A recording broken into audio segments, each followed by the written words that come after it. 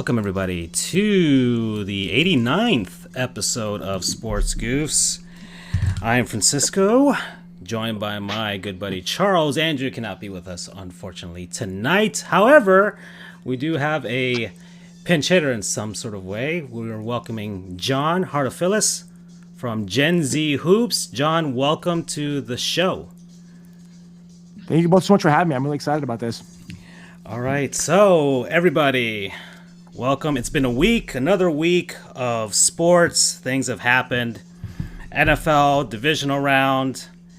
NHL finally started their season. NBA massive trade went down.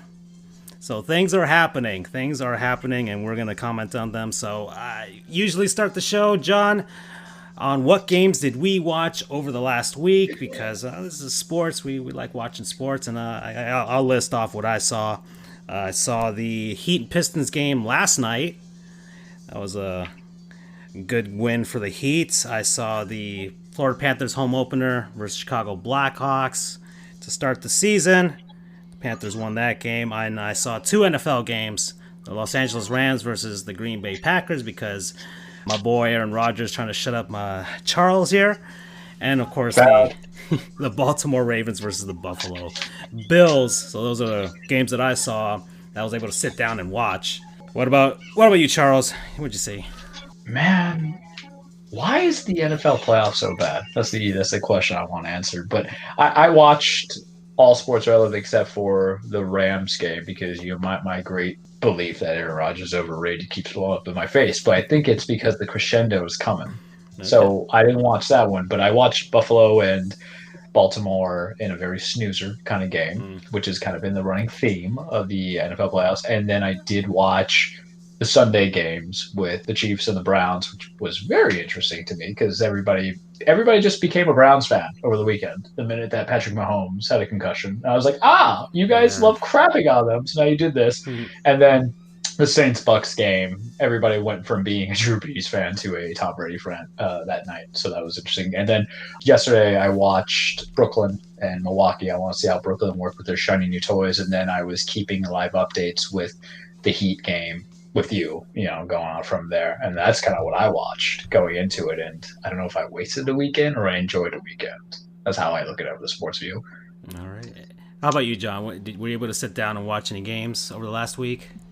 Of course. So I saw a couple of the NFL playoff games, and while I'm not the biggest NFL fan, it's always fun to sit down and watch a good game with a bunch of your friends. So that was a fun time. And then in terms of basketball, last night I actually saw both the national TV games with the Nets and Bucs game, which went down to the wire with KD hitting both games with KD hitting a miraculous shot to win the game. And then same thing over when the Lakers played the Warriors and Steph Curry hit an insane shot over AD with that double, that between the legs behind the back move he hit.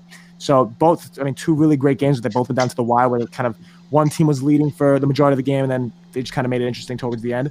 So always fun to watch something like that. Okay. Well, John, welcome to the show. We're glad to have you here. So we're going to introduce people to you, at least our audience to you.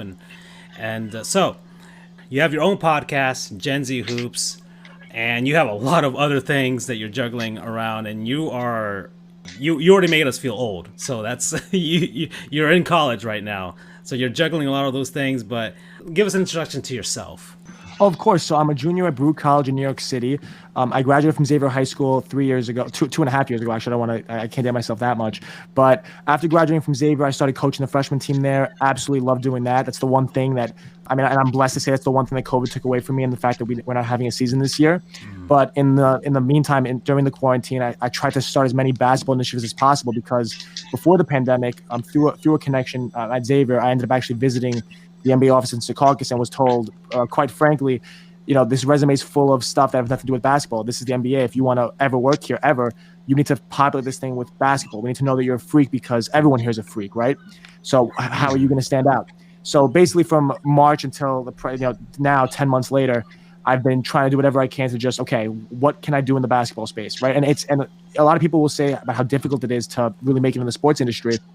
But it's really just about networking is the biggest part of it. So it started off with something that had nothing to do with sports, actually, in the first 2 months, where one of my best friend in college started a COVID-19 fundraiser called the Making Lemonade Fund, and through that we raised $100,000 in about 2 months, which Wow. was we hit our goal way faster than we thought we would. It was a group of the main core of the group was 50 students, college kids from all around the country, but the total group in terms of whether it was donors or people that were set up in their schools to do something, it was closer to 400 to 500. So that was a huge thing. But I thought to myself around June, it's like, okay, I'm doing all these great things and helping other people's brands, but I need to do something for myself. I need to do something to kind of better myself and something that I can own, quote unquote. So that's what kind of birthed the podcast. And I started off with Big Fellas Basketball and doing player breakdowns to just show I know the game. But after realizing that that's not the most fun thing ever, people were telling me, I have good friends that told me that the show was kind of boring. I pivoted to doing interviews, and I could talk about the kind of the work it went into in terms of making those 50 episodes in 6 months, even 4 months almost, because the first 2 months totaled about 5 episodes, being that it was so hard to get started. But once I really kicked into gear around September, those next 4 months was just, I was interviewing all these different people just by reaching out to thousands of people a day on LinkedIn or emails or cold emails, whatever it might be. So that's really how I got my foot in the door with the podcasting thing. And then in terms of, to give you the complete story in terms of the last thing I'm up to is my work with X2 Performance. I'm a sales and marketing intern for them. It's a super small team of 5 people running a sports drink brand that's invested in kind of Kawhi Leonard's an investor and on the board of directors for us, which is unique because Kawhi rarely attaches his name to anything. So it's a super small team where it's basically just the CEO, the VP of brand development, let's say the VP of finances, and then me, and we're on the calls every morning trying to figure out how we're going to build this brand, which is crazy. And being an intern in something like that, obviously, like normally as an intern, you have a much smaller role, but it's really eye-opening to me as to how much you're not just getting coffee for people and anything like that. You're actually doing things. No, of course, whether it's sitting in meetings or making big, giant pitch decks for investors. And it's really opened my eyes to it. I mean, number one, I do a lot through that, maybe more than an intern, maybe should be doing or normally would do. But the experience I've taken from that and what it's kind of hopefully going to do for me going forward is immense, and that's what I hope for it. So that's kind of where I'm at now, where I'm kind of juggling X2 Performance, the podcast, the Sports Business Club, which I neglected to mention to try to in the interest of time to not go into too much about the Sports Business Club. But that's another thing at Baruch that I tried to start over the last few months to really just kind of bring that sports business, because I'm an operations management major, and there's no sports business major at Baruch. So I'm trying to find a way to kind of get all these students, as many as I could as possible, to kind of build this network of young people that want to get into this industry, because there's so many people that want to do it, me included, and it's so tough to know where to start. Once you start, it's easy. It's just figuring out where to start, and that's why getting into the industry is hard. But once you're on a roll, you're on a roll, and that's what I hope to maybe help others do, and also kind of get started on myself with that.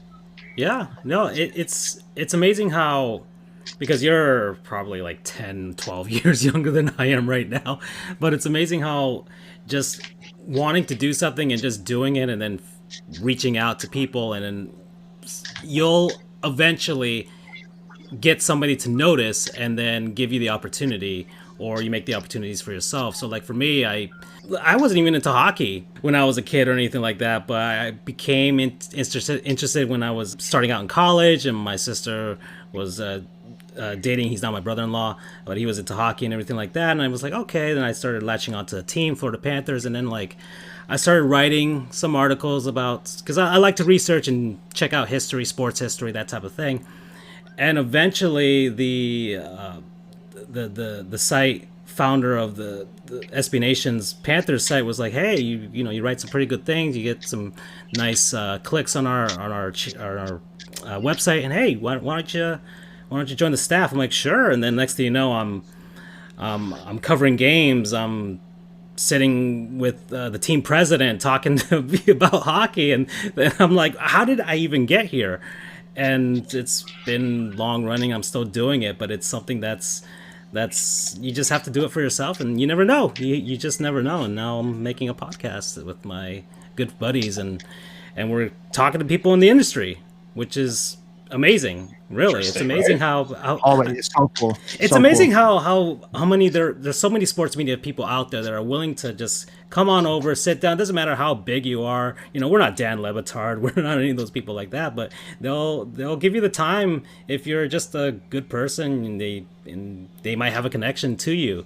So like we got our connections because Andrew went to Central Florida, and he reached out to these guys who went to Central Florida too. That covers the Marlins, covers the Pacers, and next you know we're talking to them on the show, and you're doing the same thing. People that went to Xavier, and because I've noticed that a lot of people have connections to the city out there. So it's just about doing it and figuring it out and reaching out to people. So all right, now your big thing is basketball. Yep. That's your goal, right? Is to eventually, I don't know what's your end game here. Is it to be a sports business, create a sports business company, or work for the NBA, or who knows? Because there's lots of stories of people in sports right now. Case in point, Florida Panthers general manager. He grew up in Wisconsin, was the bat boy for the Milwaukee Brewers when they went to the World Series. Then he went to Yale, and then he was on the Yale hockey team, and then he became a coach on that team, and then he went to law school, became an attorney, started his own sports agency for years representing hockey players, and then learning from scouts, learning from GMs, and then next thing you know, he's working for the minor league team for the Columbus Blue Jackets, and then now he's the general manager of an NHL team. So it's amazing his journey from bat boy in high school to general manager of a major professional sports team. So is that something you're aspiring to get to? 100%. I mean, being that I'm so young, I try to take a lot of the advice that Gary Vaynerchuk gives, and if you've ever heard him speak, a lot of times he'll say to like to 40-year-olds or 50-year-olds, and he, I'm not going to say it, but you're an effing kid, right? That's what he always says in terms of you're going to live your life, with modern medicine so many more times. Everyone thinks that, if you have to have everything figured out by the time you're 20, 21, 22, and I'd like to think that I'm doing an okay job at that, where I know that. I mean, I'm pretty confident in saying that the rest of my life will have a lot to do with basketball just because of how obsessed I am over it. But that being said, though, it could be the general, being a general manager is kind of like my end goal right now in terms of that's kind of the biggest thing I could do in the basketball world. I mean, maybe be being the commissioner's a slightly bigger goal, maybe. Yeah. But it really is just like that's kind of what everyone's dream job is. And like when you talk to anyone, you talk to someone that says, "Oh, I want to get into the sports industry." Ask them, "What do you want to do?" They'll say, "I want to be an NBA GM." But my whole thing is, I would like to think of like, okay, it's not just that I want to be a GM; it's that this is my steps to doing that. Right now, my hope would be for the next few years, at least for the next few months, even just to get this podcast really rolling to where Gen Z Hoops, which is what it used to be Big Fellas Basketball. We've since rebranded to Gen Z Hoops. I really want to turn into more of a network, right? And I've hired a team of interns. There's a team of 12 interns, whether they're doing editing or research or my division experts that are kind of giving breakdowns on their division, one of the 6 divisions every week. That's kind of how I'm growing it now over the next few weeks. But in the next few months, I hope to give everyone their own show and kind of build it out that way. So, but that's the thing, that only will take 6 months. How about the 6 months after that, or the year after that, or the 2 years after that? That's where I'm hoping things come into place where, okay, I'm working for a team, I'm doing stuff like that. And that's kind of where my sights are now. But in terms of past that, the ultimate goal would, of course, be to kind of reach what's the pinnacle of that is to be an NBA GM. But maybe once I get to that point and I'm 30 and I've actually experienced what it's like to maybe be that, I might want to do something else, whether it's, whether maybe coaching is my passion. I enjoy it now at Xavier. I'm not sure I'd enjoy it at another level or at another institution, because the reason I like it is how comfortable and how much I just love being at Xavier. That's kind of why I love coaching there. But maybe that becomes a reality over the next few years where I end up, going towards that side. Or maybe, I mean, the other thing that we're completely neglecting in saying this is the job I might hold in 10 years might not even exist right now. Like people 10 years ago that are working in social media right now, their jobs didn't exist in 2010. Then Instagram came along and all that stuff, and now there's actual jobs and there's college classes for social media. Yeah. Maybe in 10, 15 years, my job doesn't exist. So I try to say NBA GM right now just because that's the big lofty goal that everyone has, and I think that, okay, why can't it be me? There's only 30 jobs and it's incredibly competitive, but if I do everything right from the age of 20 to 30 or 35, why can't that be me one day? But it really does. It really could change, and the pathway of me getting there is really just putting my all into these initiatives now and just kind of building off that, because Internship at X2 came from the Making Lemonade Fund, where someone there saw me, saw the work I was doing, video editing, and said, you know what, you'd be great for this next opportunity. Yeah. The podcast is building up on itself, and hopefully that'll lead to something with the NBA through that same connection from before. They all kind of build on each other, and if I just keep on worrying about where I am now as opposed to, like, a lot of people might get caught up in saying, I'm going to ask someone for a job and I'm just going to skip those steps. And, all they're thinking about is that GM spot. I'm worried about right now, how can I do this to the best of my ability? Because that's what's going to get me recognized by the people in those spots for sure. Yeah.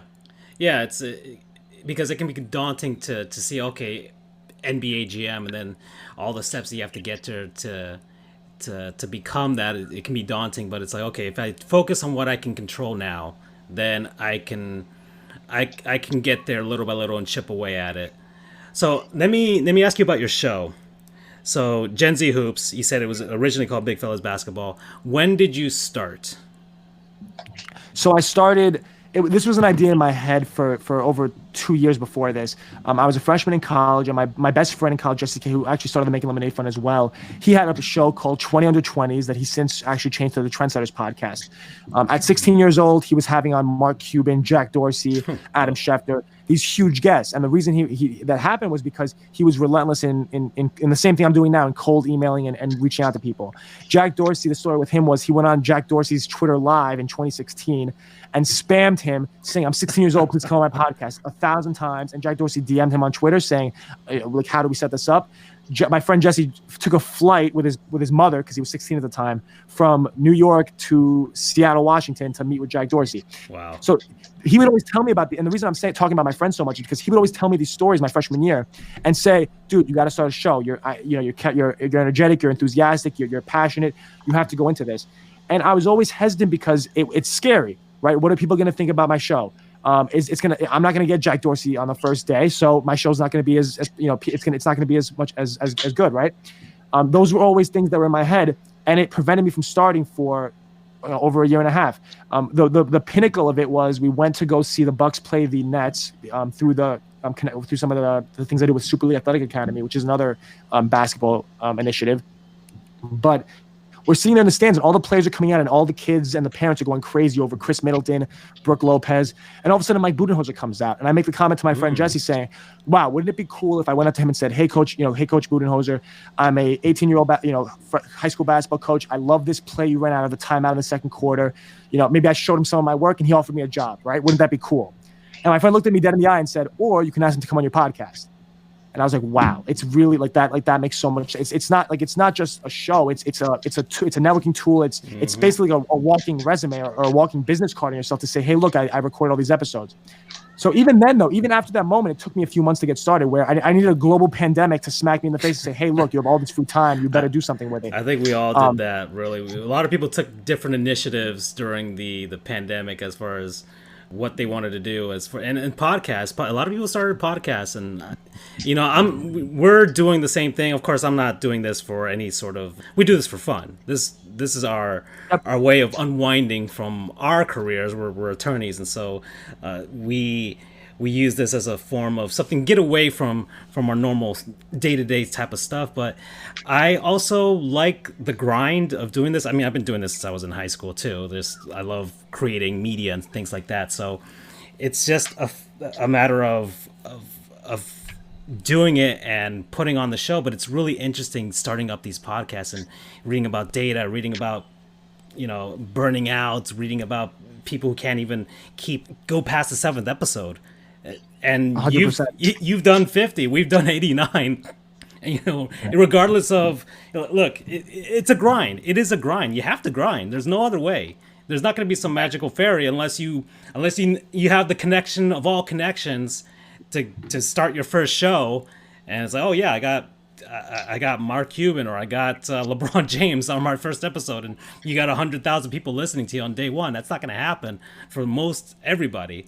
So I think we love the evolution too, because when the pandemic started, I think our initial reaction was, how the hell? We were thinking cancel time, right? Because no sports, no combo. So that was something that was daunting. So I like the idea that all of us have been able to respectively find a way. And I will say this for both of your points, it's not just the grind.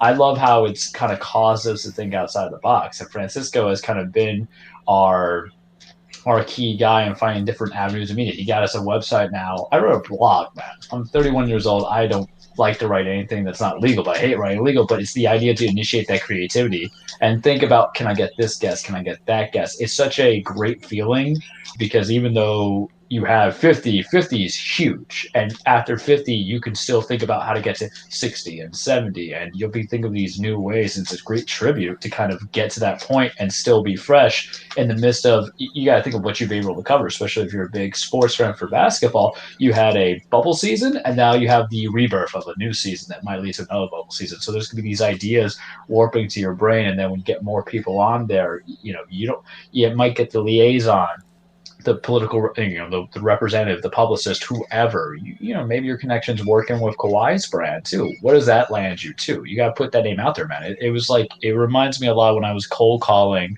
for my first internship, because I didn't know anybody where I was living, right? To find a legal job. So I basically put in some numbers, looked at the Google, and I said, hey man, you want a free attorney or a free intern coming into it? I'm in law school, whatever. And they say, yep. And you learn through that way. So it's like you're opening yourself to other people, and also you're finding out what your grid is. And I love that.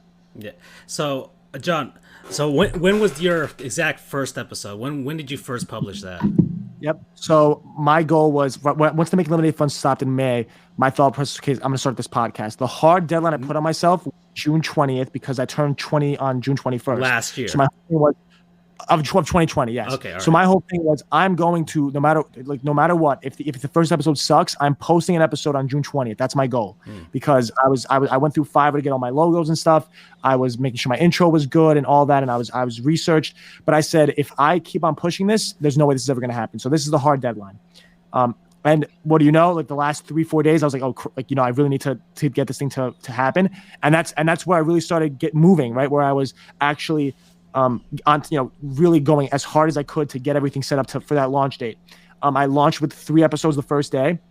But what I realized was, I had 6 episodes over the course of 2 months, because it was so difficult to kind of, whether reaching out to people or just kind of figuring out on my own. I had on, the first episode was an episode of just me.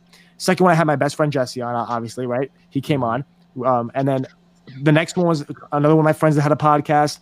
Then it was one of my childhood coaches, and that's really all I had for almost 2 months to show for it. And it was on episode 6 that's what I had. It's interesting that you said the 7th episodes where people quit, because I've read that before as well, where a lot of people can't get past that. There was a time in July where I thought, okay, wow, like everyone's, I'd get made fun of for the podcast. People like, oh, look, big fellas basketball. I'd go to the park and go up for a dunk, and everyone's like, oh, big fellas basketball, right? And it's hard to get through that point. But what I realized was, okay, I'm not giving up on this. If I reach out to 1,000 people, I'm going to get one. And the first guest I had on, so June 20th was my start date. About 2 months later, around August 20th, was when I got on Coleman Ayers, who's someone maybe no one might know. He's a small basketball YouTube trainer with now he's at 300,000 subscribers. But in the grand scheme of things, he's not the biggest. He's not Drew Halen, who was on episode 50, right? Coleman Ayers is much smaller. He's a 21-year-old trainer. But he's someone I was watching for 3 years. Somehow he came up on my YouTube page when I was 17, trying out for my high school team. And I thought, okay, wow, like he's someone I thought was untouchable, and now he's responding to me, giving me his phone number, and now we're on a podcast together. That turned into Alan Stein, who turned into The Bone Collector, who turned into Howard Beck, who turned into the Tommy Shepard, who now who's the most recent one. Matt Fortuna is the Xavier guy, but in terms of other like cold emails and stuff, I would say Kelly Oubre Sr. is coming on next week. Like, why am I talking to Kelly Oubre Jr.'s dad? Like, how does that even happen? Wow. Like that's not normal. Like, that's not what people do. But it's by the fact of, okay, I reached out to everyone I possibly could, and people started spreading the word out to where Kelly Oubre's dad happened because I had an interview with Dan Hughes, and then someone else who had an interview with Dan Hughes knew Kelly Oubre Sr. well and said, hey, look, I think Kelly would be Mr. Oubre Sr. would be a great guest for your show. Awesome. Like, that doesn't happen if I don't have Dan Hughes on, who's completely unrelated to, like, there's no connection there. There have been guests that have come on. It's interesting because everyone kind of assumes that because I had Tommy Shepard on my show that I'm going to work for the Wizards next year, right? Or something like that's going to happen. But that's not even how it works. Like I've had, like, Tommy Shepard's he's one of the people on my show that could hire me yesterday if he wanted to, right? If he wanted to, he could be like, oh, let me give John any job he wants. But obviously that didn't happen. But you'd be surprised at how many other smaller guests have actually helped help accelerate my career way faster or way more in the short time I've known them. Even though there's someone that no one would get excited over, like no one would get excited over them, but they're the ones that actually help me out the most. So it's kind of crazy to think about kind of the way networking works, and once you actually go full in on experiencing, you'll kind of figure that out. It's insane. Yeah, no, it did the same thing for our show, and really, I think there should be, when you're doing something like this, when you're doing something on your own, and you're in, honestly, you're putting yourself out there. We're all putting ourselves out there. You know, one of the biggest fears that people have, it's always like that stat that's like, okay, it's number one is death, number two is like public speaking or something like that. Those are like the top two things people fear the most. And that's something that you learn. I mean, I took public speaking as a college class way back in the day, so it's something that you kind of have to get over in order to be doing things like this. I mean, we're attorneys and we have to speak in front of judges and things like that, so you can't be afraid when you have somebody's life on the line. So really doing this is, all right, let's just talk about sports, and even if we don't really know anything, we're going to talk about it anyways. And if we don't know anything, we can bring somebody on who does know something and ask them, and they can teach us about something new. So it's interesting. You said some people were making fun of you for that, when it's like, wow, you put yourself out there. If anything, you should be commended for that. You should be. It's like it's being brave out there. And then once it starts rolling, once you start seeing some modicum of success, once you see that you're trending upwards, then it's like, okay, I've got something going here. I don't know how long this is going to take. I don't know how long I'm going to be able to do this, but I'm going to enjoy the ride for now, and we're going to see where it takes us. And that's kind of what we're doing with this show. We're along for the ride, and we're enjoying it right now. And it's amazing that you did that during the pandemic, and people were trying to find things to do. Heck, we were trying to find things to talk about for we did 12. We had 2-3 months of just, me saying innate things, and wrestling, I think, took a big, front seat there for a minute. We literally had an episode. We literally had an episode where we're like, let's just hop on Wikipedia and click on the first sports-related article, and we'll go down a rabbit hole and see where it takes us for 2 hours. So it's amazing what you can do trying to put on a show, and I love the creativity aspect to it. I don't know if you kind of get that dopamine hit of creating something new or trying to come up with something new. Like, okay, what angle can we do here? What can I do now? 100%. I don't know if you feel that. I would say the biggest dopamine hit that no one can understand why it happens to me is when I get a notification from LinkedIn on my phone. I have a different sound for it, and whenever that happens, everyone that's with me sees it. My face lights up. It's like, okay, who's this? Because sometimes okay, I open it up and it's that someone liked my post, or it's that someone maybe that is completely obscure or that I don't know their name, send me a connection request. But other times it's like, okay, Drew Hanley accepted my connection request, or I don't know, George Murasan, when he did that, I was shocked. It's like, oh my God, he's the guy I've only played within a video game before is now gonna have a conversation with me. So it's kind of those moments that just kind of give me the big. And it's funny. There's some people on LinkedIn that I'm not sure if they run their own accounts, but I've had Spencer Dinwiddie. I think he's very active on there. He just hasn't come on there. He just hasn't responded. But I was like, Spencer Dinwiddie, this is crazy. It's guys like that give me I can't even describe the dopamine rush I get from that feeling of excitement, getting the notification for sure. Yeah. Okay, John. So you're a huge basketball fan. What teams do you follow? And sports do you follow? I mean, what have you grown up playing and things like that? I mean, I grew up playing baseball, played it in high school. And then I told you how I got into hockey. So for me, I guess introduction to whoever's listening to this right now. South Florida teams, Miami Marlins for baseball, Florida Panthers obviously for hockey, and I'm watching the hockey game on the side right now because I need to keep tabs on them. Miami Dolphins, unfortunately, for football, and Miami Heat for basketball, which has been great for me over the last few years.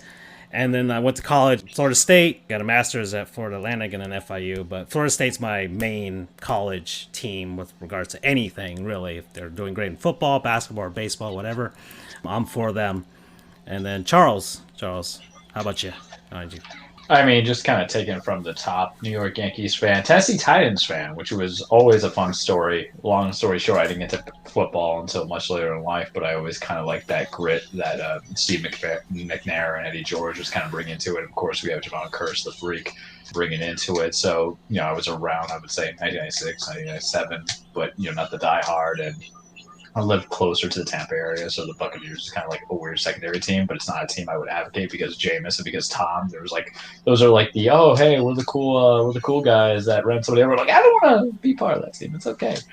Football, college football is the U, and it's weird because I feel I never went to the University of Miami, but living in Miami for what 3-4 years of my life and being part of that culture in South Florida.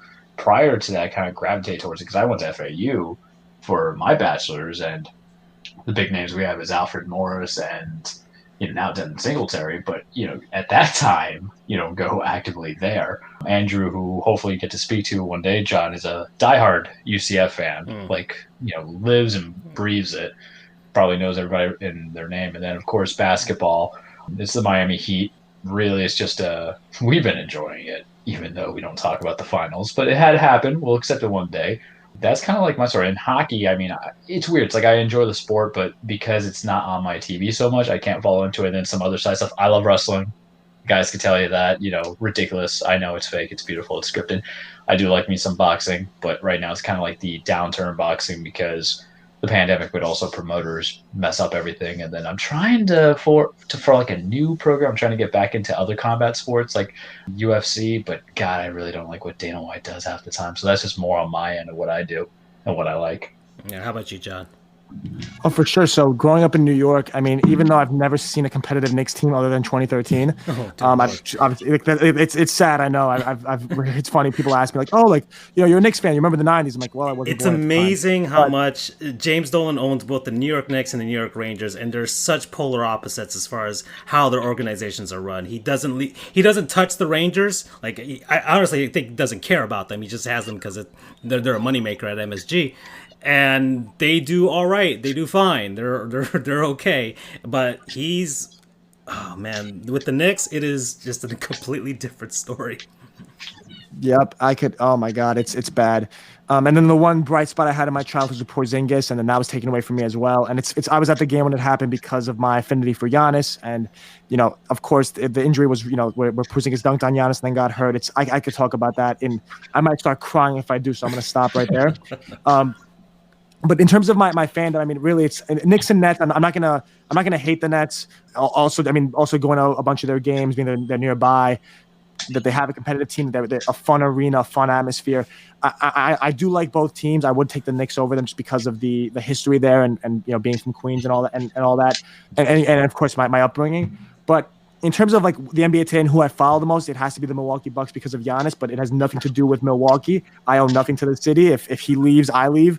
It's kind of similar to how many people treat it kind of LeBron, but it's more of a personal thing with me and Giannis based on having met him a bunch of times through a bunch of Greek initiatives and his brothers and everything. There's just a lot more kind of attachment there with Giannis.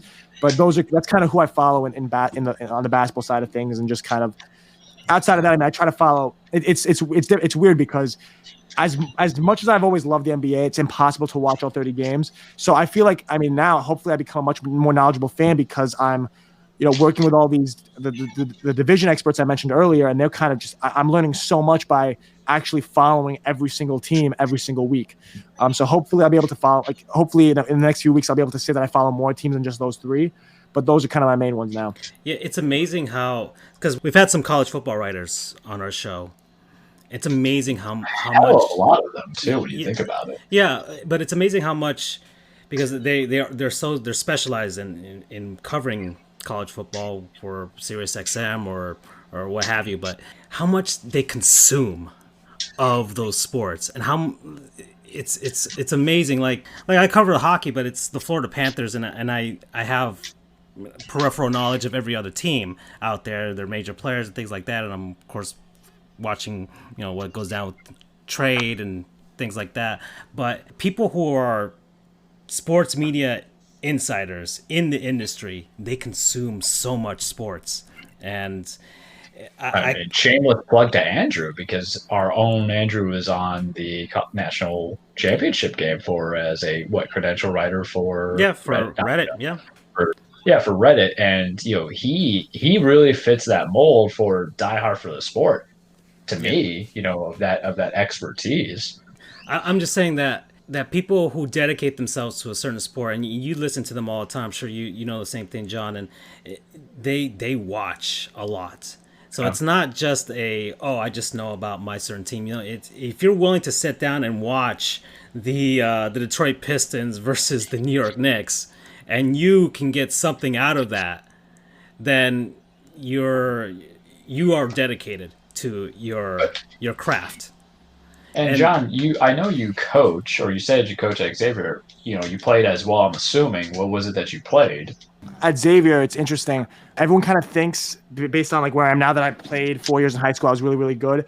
I started playing basketball when I was like 13, 14 years old, so it was really new to me. I got cut from the freshman, JV, and varsity teams my freshman, sophomore, and junior year, respectively. So I made it as a senior, and that was kind of a huge moment for me. It's probably it's something I'll never forget and always remember. And that's kind of why I was asked to come back and coach. So and you're it really used to the makes grind. That experience You're used to the grind since for middle sure. school. I'm sorry. You're used to the grind since middle school. If you grind and you made the varsity team in senior year. Wow. Yeah, that's definitely something that I'll never like. Everyone kind of is like, oh, that was in high school. Why do you care about it so much? That is. There was nothing that I've ever done or that I think I will do that felt so impossible. So that's, it's something that I'll only really ever understand. And I can't expect other people to understand it for me, but that was really just the biggest thing for me. But that was kind of my experience in terms of, leading up to this. In terms of my playing experience, that's kind of where it all comes in. Coaching at Xavier has been a dream. The moment I was asked to do it, I jumped at the chance, and I've loved every second of it since then. Being part of whether it's a historic high school program, the history behind there, just everything that comes along with it. I just love every moment of it, whether it's the parents, the other coaches, the school, the faculty members, the school itself, the way I feel when I enter the building, and also the way other people kind of react to me. It's just something that I can't replace anywhere else, and I just love everything about it for sure. And that's kind of my whole, in terms of the background, me playing. I don't like to talk. I don't talk about it too much because it's not too extensive. But my senior year was something that it was memorable for me, of course, and obviously, for the people that watched it happen, they bring it up for me a lot of times. But it's not something that I did enough to really talk about it too much. So you never had the thought process of, I know you want to do GM, but you never want to be on, and we always say grand stage because we should never limit ourselves to any of our aspirations. So you don't want to be that NBA coach, because Brad Stevens, his story, he was an accountant, and then one day he just walked off, went to Butler, say, hey, teach me something. And through that time, that grind, that's how he kind of got in there, and look where he got to. So I know that you have one thing, but what about even just calling some X's and O's, being a guy, conditioning coach, even when your team wins a NBA Finals, everybody on that staff wins. Any aspirations of that, or you haven't entertained that thought process? Oh, for me to coach in the NBA, of course that's something that would be entertaining to me. It's just the thought process for me, and kind of at least now focusing on the managerial side or the front office side, is that I love coaching, and I love coaching at Xavier. It's just, I should say I love coaching at Xavier because of what I kind of said in terms of how much I love just being in that gym. The fact that I had those experiences of getting cut from the team, thinking I'd never be a part of the program, and now I'm a member of the family forever. Sure, would it have been great to play 4 years there? Yes, but this year I would have completed my 4th season in total, 3 coaching, 1 playing, and I know I'm going to have a lot more of those going forward. So to me, it's kind of something that every time I walk into that gym is something I always think of and sticks out to me. So that's why I love doing it there. Coaching at the next level would be fun. It'd be great, and it's something I think I could enjoy. But that the reason I think I focus so much on things other than coaching is because I feel like that's just kind of where I'd have a more of a passion for outside of it. Like coaching, is really just something I think is unique in terms of the reason I love it is because it's through Xavier for me. Okay, so so it's more of a personal passion project. Well, not a project, but a personal passion initiative for you, coaching for your high school team, a place that you you literally grew up at. That it's more of a sentimental thing than anything else for now, at least. For sure. For now, it's something I'll never nothing. I don't think any other, even the NBA, as much of an honor as it would be to work there and stuff. And I would be over the moon to do that. In terms of the sentimental value to have in my heart, like walking in there every day, I'd be excited for sure. But there's this different kind of, it's difficult to explain. Just a feeling of fulfillment when I walk into Xavier that is just, I'm not sure that'll go away for a long time. So, okay. All right. Well, let's talk about some actual sports news that happened over the last week. So we're going to talk a little about the NBA, and a huge trade went down.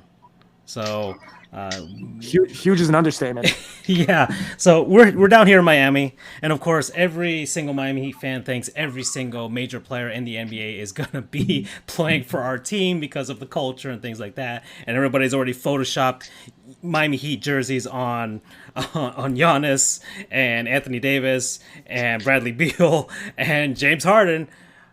We didn't land James Harden, but he's off to your neck of the woods out there, New York City, Brooklyn, and that went down. And Charles, you have some thoughts? Oh yeah.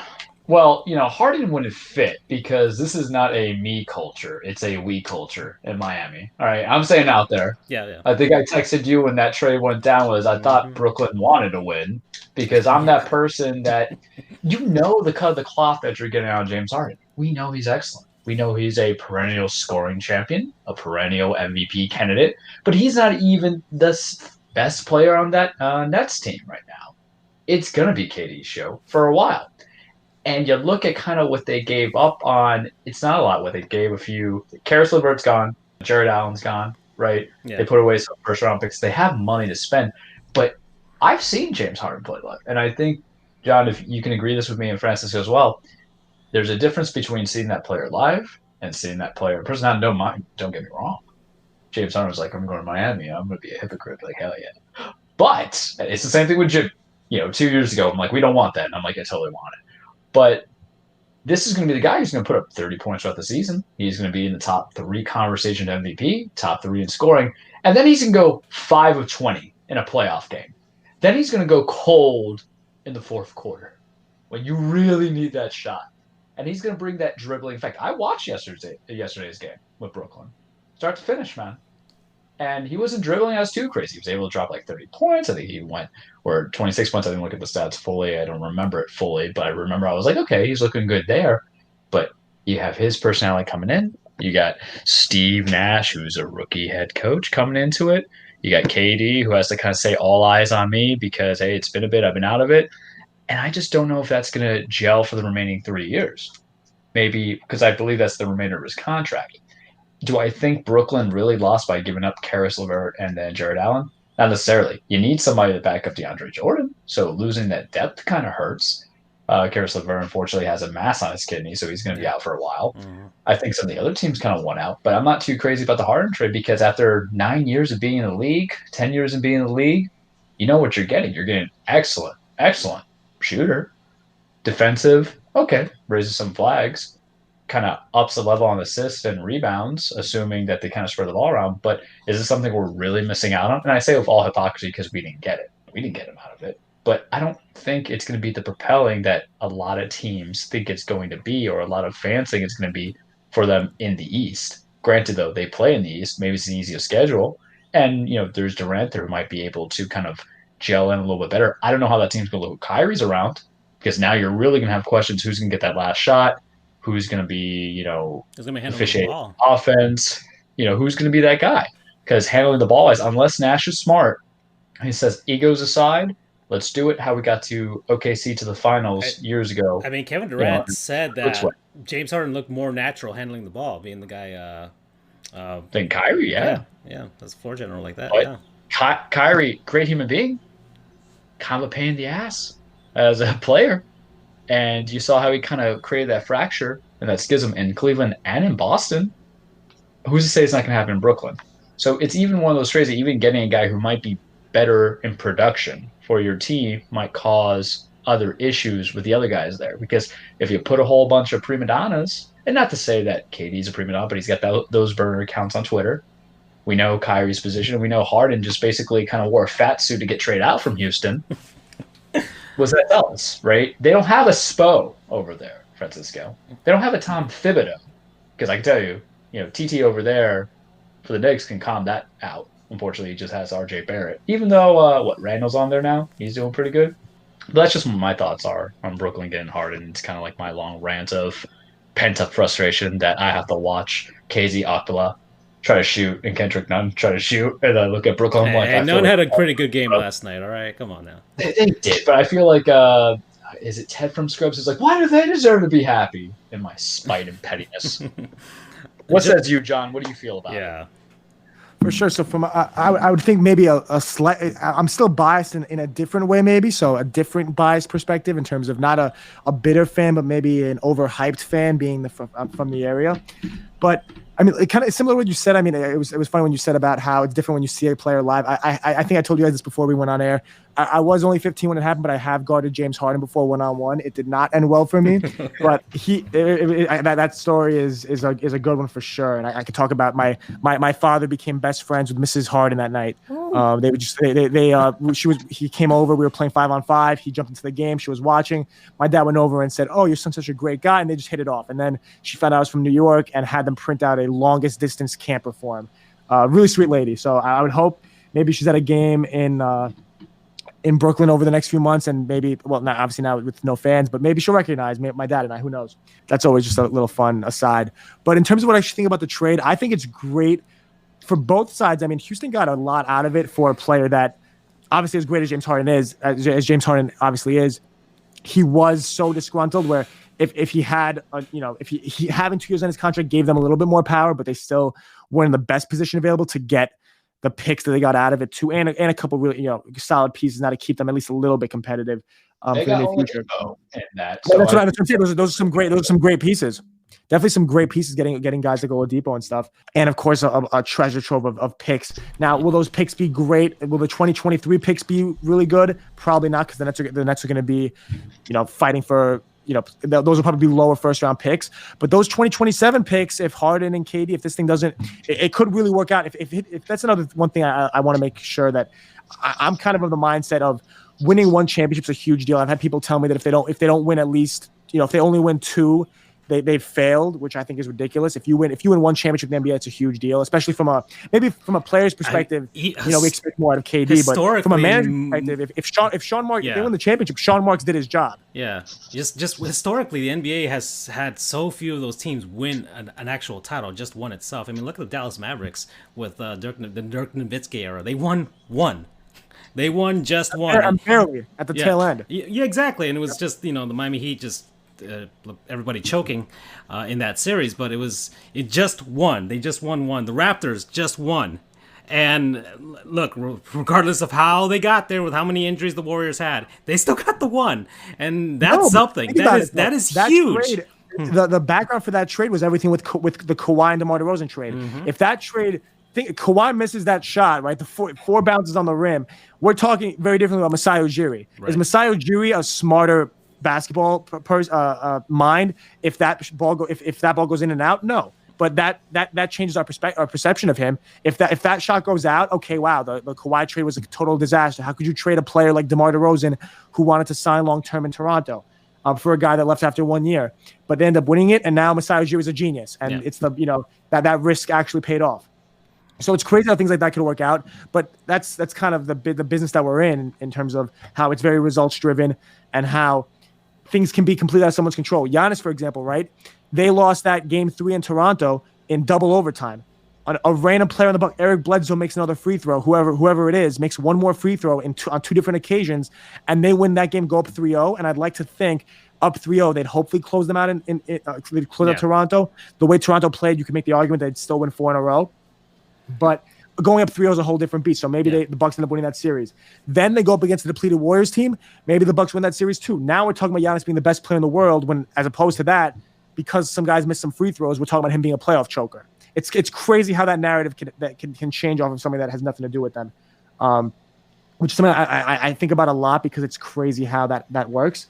But in terms of this Harden trade, if they win one, I think it's a colossal success, because it's so difficult to win one championship, especially in the current climate of the NBA, where it's so competitive. Where if you look at the standings, I would say there's like 26 playoff teams maybe like when you're looking at them, you're like, this team can make the playoffs. This team can make the playoffs. There's very few that you would say that have no chance of making the playoffs. I feel like, and I'm just thinking about this in terms of market share in the New York City media market, because the Brooklyn Nets are, I guess you could have the analogy of the Lakers and the Clippers. And the Clippers are just trying to win one. They're just trying to get that one. Because getting that one legitimizes them in the Los Angeles area. Because they've been there, almost 40 years now, or so, I don't know how many years now. And they've been in Los Angeles, and they don't have any sort of modicum of success until recently. Until like the last 10 or so years. And the Brooklyn Nets, I mean, they won championships in the ABA. They had Julius Erving and things like that. But it was... Then they move over to the NBA, and they don't have that one. They're just trying to get that one, and they know, and they can be something much bigger in that city, and you can probably talk about it more, John, as far as like the dichotomy of Knicks and Nets with regards to the people in New York, but the Nets have had a chance to be the team of New York in that sort of way. I mean, they went to 2 finals earlier in 2000. They lost to the Lakers and the Spurs. Who could fault losing to those two teams? But now they're going for it. They just need that one. They just need that one. Doesn't this remind you guys of 2014? Because you remember, this is not Brooklyn's first, big shot trade approach. Different players, probably better traders. That trade was a disaster for them. It was, but you got to remember how the hype was. But 2016. I would say that, there's definitely a big difference because of the state you're not getting over the hill KG and Paul Pierce in this. No, but you look into it, what they were resting on: Joe Johnson, Darren Williams, Brooke Lopez, kind of breaking into it. And the whole point is you can have talent to get you there. And I understand that this is a completely different genetic makeup, but you've seen those big moves and you see how they don't plan out. And what I've noticed is that after the first 2 years, the patience button runs out. New owner, understandably so. Sharmak's been around for a bit. Do I think they have the right guys? Obviously, but you've kind of seen that it's kind of like a seesaw. You've had your opportunities in the kid time. You went big on a bad setup of contracts, getting the aging guys. That was Pierce and Garnett. And now you have some guys that I kind of consider. You have 2 players who are injury prone, right? And I know everybody hates to throw that word because it feels like a cop-out of a predictability of a team season. But it is known that Kyrie can't fully stay throughout a season. KD's looking fantastic coming back from every injury known to mankind. And then we have Harden who will kind of get in there. But I know they're probably going to play us out on top 3. I throw out 2014 because it's just what I think of, because of course it feels like it's coming full circle, right? You want every team to succeed when they're throwing in all that money. Sure, if they're not your team. I think Brooklyn's likable as a city and a team and everything but I can't feel that I can go put my weight to them even if it's in the East. But it's a great transition for a city that kind of needs it, and also a fan base that needs it, because as Francisco mentioned, there's a lot of looseness coming in, and maybe that one title is going to legitimize everything they've done that was failures in the past, and hopefully putting successes for the future. Yep. No, and I would say in terms of that Brooklyn Nets dichotomy with the Knicks, they're in a much better spot, I would hope, than the Clippers would be, being that, number one, the Lakers have 16 to the Knicks 2, and people want to talk about how the Knicks are. I mean, being a Knicks fan, it's kind of heresy that I'm saying this, but everyone talks about the Knicks being a historic franchise when there's so many teams with either more titles than them, or not even just titles, but historically relevant decades. Outside of the 70s and 90s, it's tough to say the Knicks were incredibly competitive in any other decade, whether it's the last 20 years, a good chunks of the 80s. There's a lot of I've mentioned this before, and I get a lot of hate for saying that, but there's a lot more of teams, whether you want to talk about the Warriors, Spurs, Bulls, that have had much longer, whether it's more championships or maybe even just more a longer period of time, just always being relevant. That being the case, though, in terms because the Lakers obviously have been relevant in every single decade, like very relevant in every single decade, but. And the Clippers also have been much less relevant than the Nets, who the Nets at least have had trips to the finals. They've made moves. They've had marquee players up until recently. All the Clippers have their greatest players of all time are Blake Griffin, Chris Paul, Bob McAdoo. Yeah, he played for the Buffalo Braves. That's how old that he was. Yeah, exactly. So Bob McAdoo, and then who else?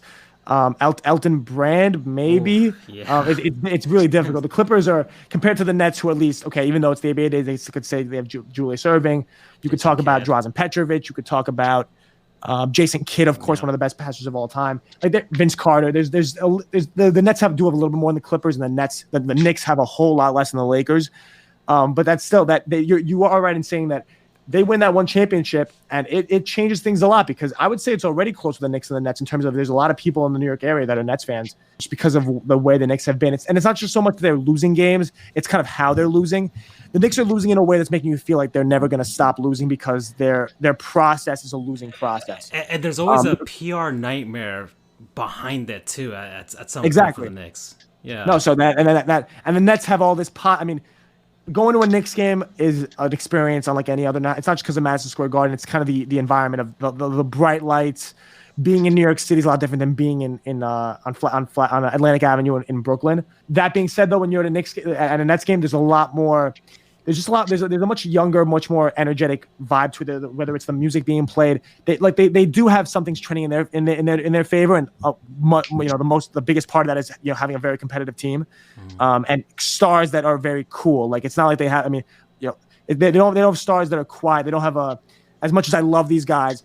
A much more quiet star like a Nikola Jokic or a Kawhi Leonard. They have James Harden, KD, and Kyrie, three of the most energetic and exciting players in the league. Whether it's because of their shooting abilities, or the way they speak, or the way that they handle themselves, in whatever way, the way they walk on the court, they have a kind of swag to them that most of the players don't have. Yeah.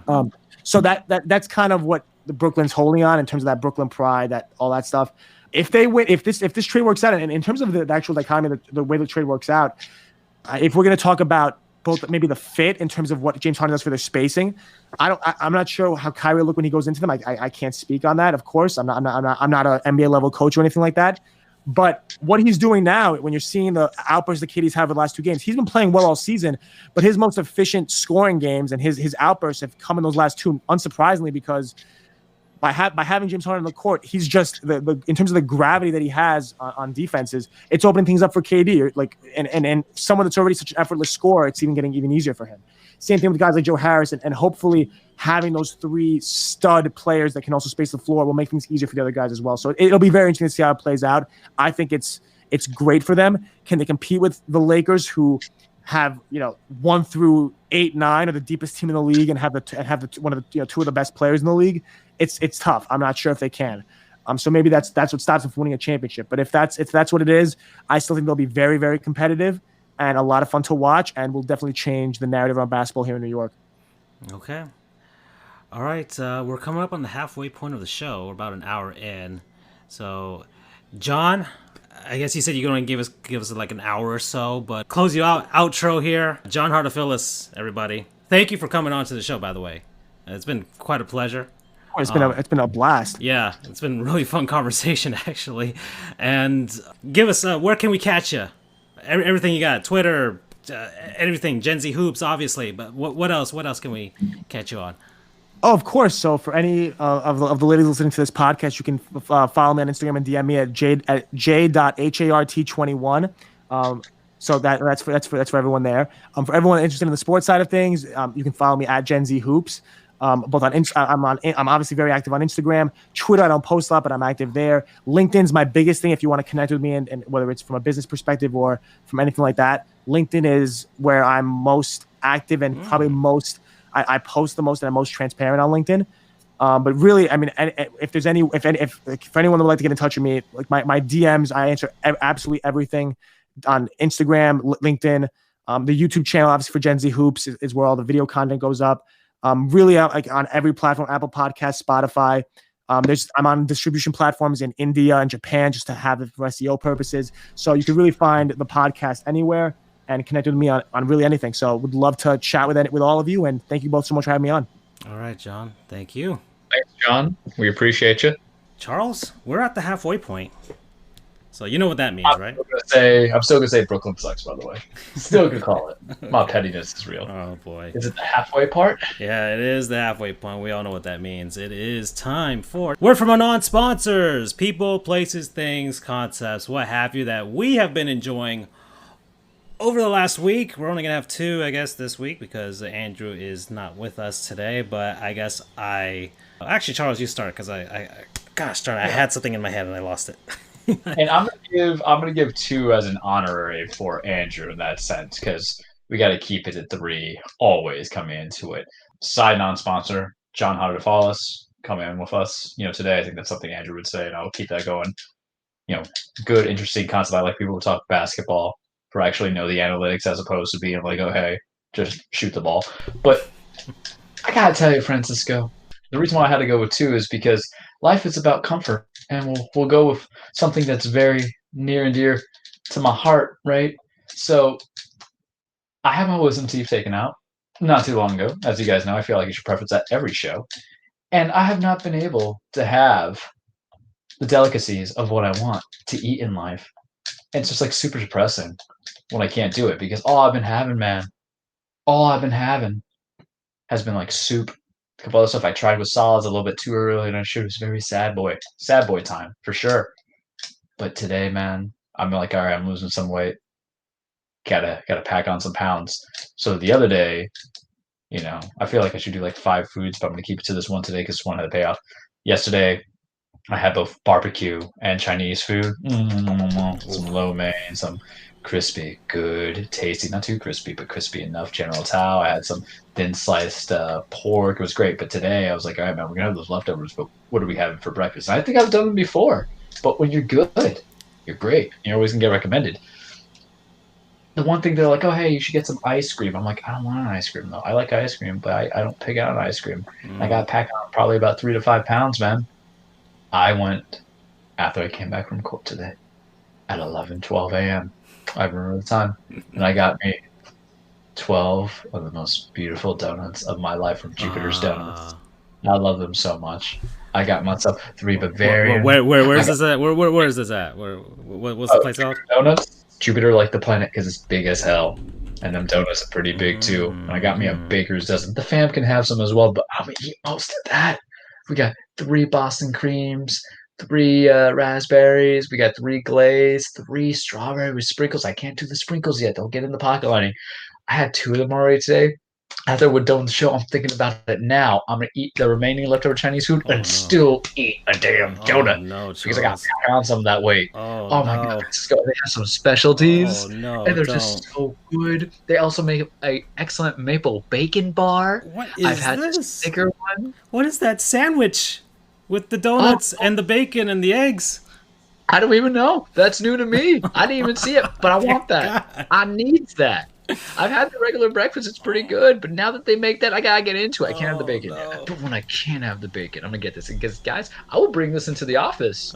Look at that selection of donuts. Dear Lord. Yeah, I mean, it's ridiculous. They have, like, Reese's Peanut Butter. The Butter Crunch is excellent. They have the Butterfingers. The Chocolate Banana is so good. They make an excellent lemon drop that they only have it available on Thursdays, and I never seem to go, but damn it, do I want that lemon drop. Their crullers are even good, and crullers are kind of lame to me. They're not my favorite, but look at that glazed lemon jelly. Kit Kat. Oh, man, it's just so good. And I'll pay the $15. I don't care because some people like Dunkin'. People like Baskin Robbins. The Dunkin' Baskin Robbins thing, I can't get into it, man. Dunkin' Donuts, it's like on my low tier. This shit is my high tier. Excuse my French, but it is so good. Because donuts are special to me. I like them fluffy. I like them big. I like them flavorful. I love them all the way through. This is what I've been wanting for 19 days, and today I got it. And did it hurt my mouth? Just a little bit. Was it worth the pain? Absolutely. Would I do it again? You know it. So Jupiter Donuts, my first non-sponsor. Promo code, just glorious. Oh man. Oh boy. Are you a donut?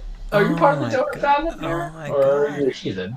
No, I love donuts, man. I rarely eat donuts because of they're donuts, man. I've almost lost 20 pounds now, so I can't relapse right now, man. I'm halfway to my goal at this point. Dropping like 3 pounds because all it was like soup and stuff like that. I'm like, no. I gotta be a little bit of a thick boy, and I knew the remedy because I don't want to regain that weight with the fast food grease because this is the healthiest thing. But donuts, I'm like, it's breakfast. You need breakfast. Sugar stuff, man. Yeah.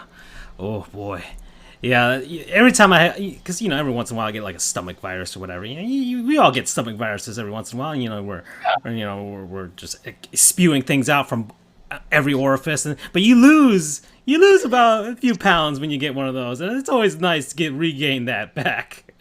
And, yeah, that's my way, baby. Yeah, that's the that's best part. That's the best part of the recovery. Oh man, lose it 3 pounds of just eating this. Yeah, man. Yeah, breakfast, lunch, and dinner. That's the plan. I'm gonna stock up out of the 12 I got. The plan is to get like eight of like the 12, and I'll die happy. I don't care what the sugar rush hit me, but if there's 3 meals a day plus a snack, your boy has got it. That is worth it. After 19 days, that is worth it. And, like I don't want any after effects on the gum line, anything like that. I want to do it right, but sometimes I know what depression feels like. And depression is just seeing everybody at the household get a pizza and you can't have that pizza. Mm-hmm. Monsters. Yeah. Oh, look at those specialty orders. You can. Yeah. Oh, look at that. Oh, all right, man. Yeah, definitely not anything like that. My non-sponsor goes to the Apple Watch. Ooh. The Apple Watch. So we're selling out then. Come on now. I already sold out to Apple once before. I already shouted out the iPhone before, but I'm just the Apple Watch. Look, I was never a watch guy growing up. Never was. I wasn't into it. Probably the last watch that I was into was the ones that I got at Burger King when Lost World Jurassic Park came out. I got the whole set too, by the way. Got the whole set. My favorite one's the one with the Velociraptor eye. That one's a great one. But yeah, never a watch guy, never a jewelry guy either. No necklaces, no bracelets, no earrings, no nothing like that. No bling bling for me. All right, no gold grill. But the first Apple Watch came out, I wasn't even into it. I wasn't even gonna get it. But come Christmas time, I get it gifted to myself. I'm like, I got a watch. I don't wear these things. I don't like things on my wrist or anything like that. And Series 3 comes out, and I get that one gifted for Christmas a few years ago. And it's the one I'm still wearing right now. And I gotta tell you, man, smartwatches of any kind. I can't talk about the ones from all the other companies. I can talk to you about this one. What a convenience! What a like, you wouldn't think it's that convenient. It's like, okay, it tells the time. No. They had the commercial. It doesn't just tell the time. It gives you all your notifications, your reminders, and things like that. And I can't tell you, even being in court, how easy that is. You could just look at the watch because you could be fiddling on the phone and people will look at you weird like that. It's like, oh, the lawyer's on the phone. He's not paying attention to the law in front of him. It's like, you can hop over to the watch and look like a sophisticated human being. It's like, yes, the sun is at this position at this hour. Oh, yes. But this watch it's been so convenient for me. Look, lately, because I've been taking these new prescription meds, I've been knocking out in the afternoon. I knocked out before the show, actually. And I don't know if that's a genetics thing either, because my dad always gets home from work and takes a nap. So that just might be me becoming an old man. Yeah, maybe we're just old. Yeah, that could just be me becoming an old man. But the watch, when I knock out, watch is still on my wrist, and the watch rumbles. It rumbles, it shakes, it vibrates. And so usually I'll get a notification. It might just be Charles sending me another wrestling gif. And I wake up. That was cool. Yeah, that was a really nice thing. And people are like, "Oh, that should be in a video game." It's like, you're never gonna get that in WWE 2K21. They don't have time for that. There's too much crunch. Anyways, and it wakes me up. And look, I've been utilizing the reminders feature a ton lately, because I realize that I forget a lot of things, and I need to remind myself of things. So before I forget the thing, I'm like, hey, Siri, remind me to, I don't know, pick up milk. She actually listened to me. Anyways, and at 9 o'clock, whatever, and pops up on my watch. It's like, hey, remember to get that milk. Ah, yes, the milk. And then I go and do it. So it's been working a lot for me for work. It's been working a lot for me for Normal life, hey, do the laundry, pick up this, pick up that, buy this, buy that. And I can't tell you the convenience of it. There's all the other gizmos and gadgets, like some of them like have like EKG monitor. It's like I know when I'm gonna have a heart attack. Don't worry, I don't need my watch to remind me of that. But the exercise thing, that's another big thing. I've been losing weight, lost almost 20 pounds now, and it keeps track of the running and the skating that I've been doing, and how much I've been losing, and that's something I like to keep track of, because once you start getting into it, you start becoming a junkie, learning about the stats that you're throwing out there, and how many miles you're running, how your cadence, your pace, all that type of stuff. It's great. I use the Map My Run. That's the app that I use for exercise. So that's always great to utilize as well. So smartwatches in general, but the Apple Watch for myself, that's what I'm gonna throw as my non-sponsor promo code Alzheimer's, because I'm getting old. Yeah, I'm with you. And I guess I'll go with the honorary third, even though this is probably anti-Andrew. For you, Andrew. For you. If you ever for listen you, to this Andrew, episode. if you're listening, wherever we may find you. So I have continued 2021 to what I've been doing 2020, which was kicking the backlog, beating it up a little bit, that video game backlog. Mm-hmm. And I just recently finished Breath of the Wild last week, somewhere around that time. Excellent game, Town 10, everybody should You play like it. the ending? I like the ending. Oh, that was pretty I love the ending. Yeah. And I went complete. I had to get all the memories. Mm-hmm. I was to be insufficient, and I want the second one, and I want it now, and I hate myself for waiting 3 years. And you and all my other buddies were right, and I admit that I shouldn't have waited so long to do it, and it didn't even take that much time. I loved it, but life goes on, as do all the gaming. So this new year, I was like, all right, my backlog is kind of beefy. Zelda was about 65 hours, and that's kind of ignoring some of the side missions because I was so close to the end. I'm like, let's just finish it, right? But I'll get back into it. Like, I'll marry off people and go build a town later at a different point. But I said, all right, if we're going to do this, what are we going to play? Because after this might be Assassin's Creed Odyssey. That's like 80 hours from my hold. Do we want to go from one big game to another big game? And I said, Charles, you have a lot of downloadable content that you need to beat that are in fighting games. So what do I get? Well, for all you kids who like WandaVision and all that stuff and the MCU, got me a little nostalgic. So I remember that I have the Spider-Man City That Never Sleeps DLC.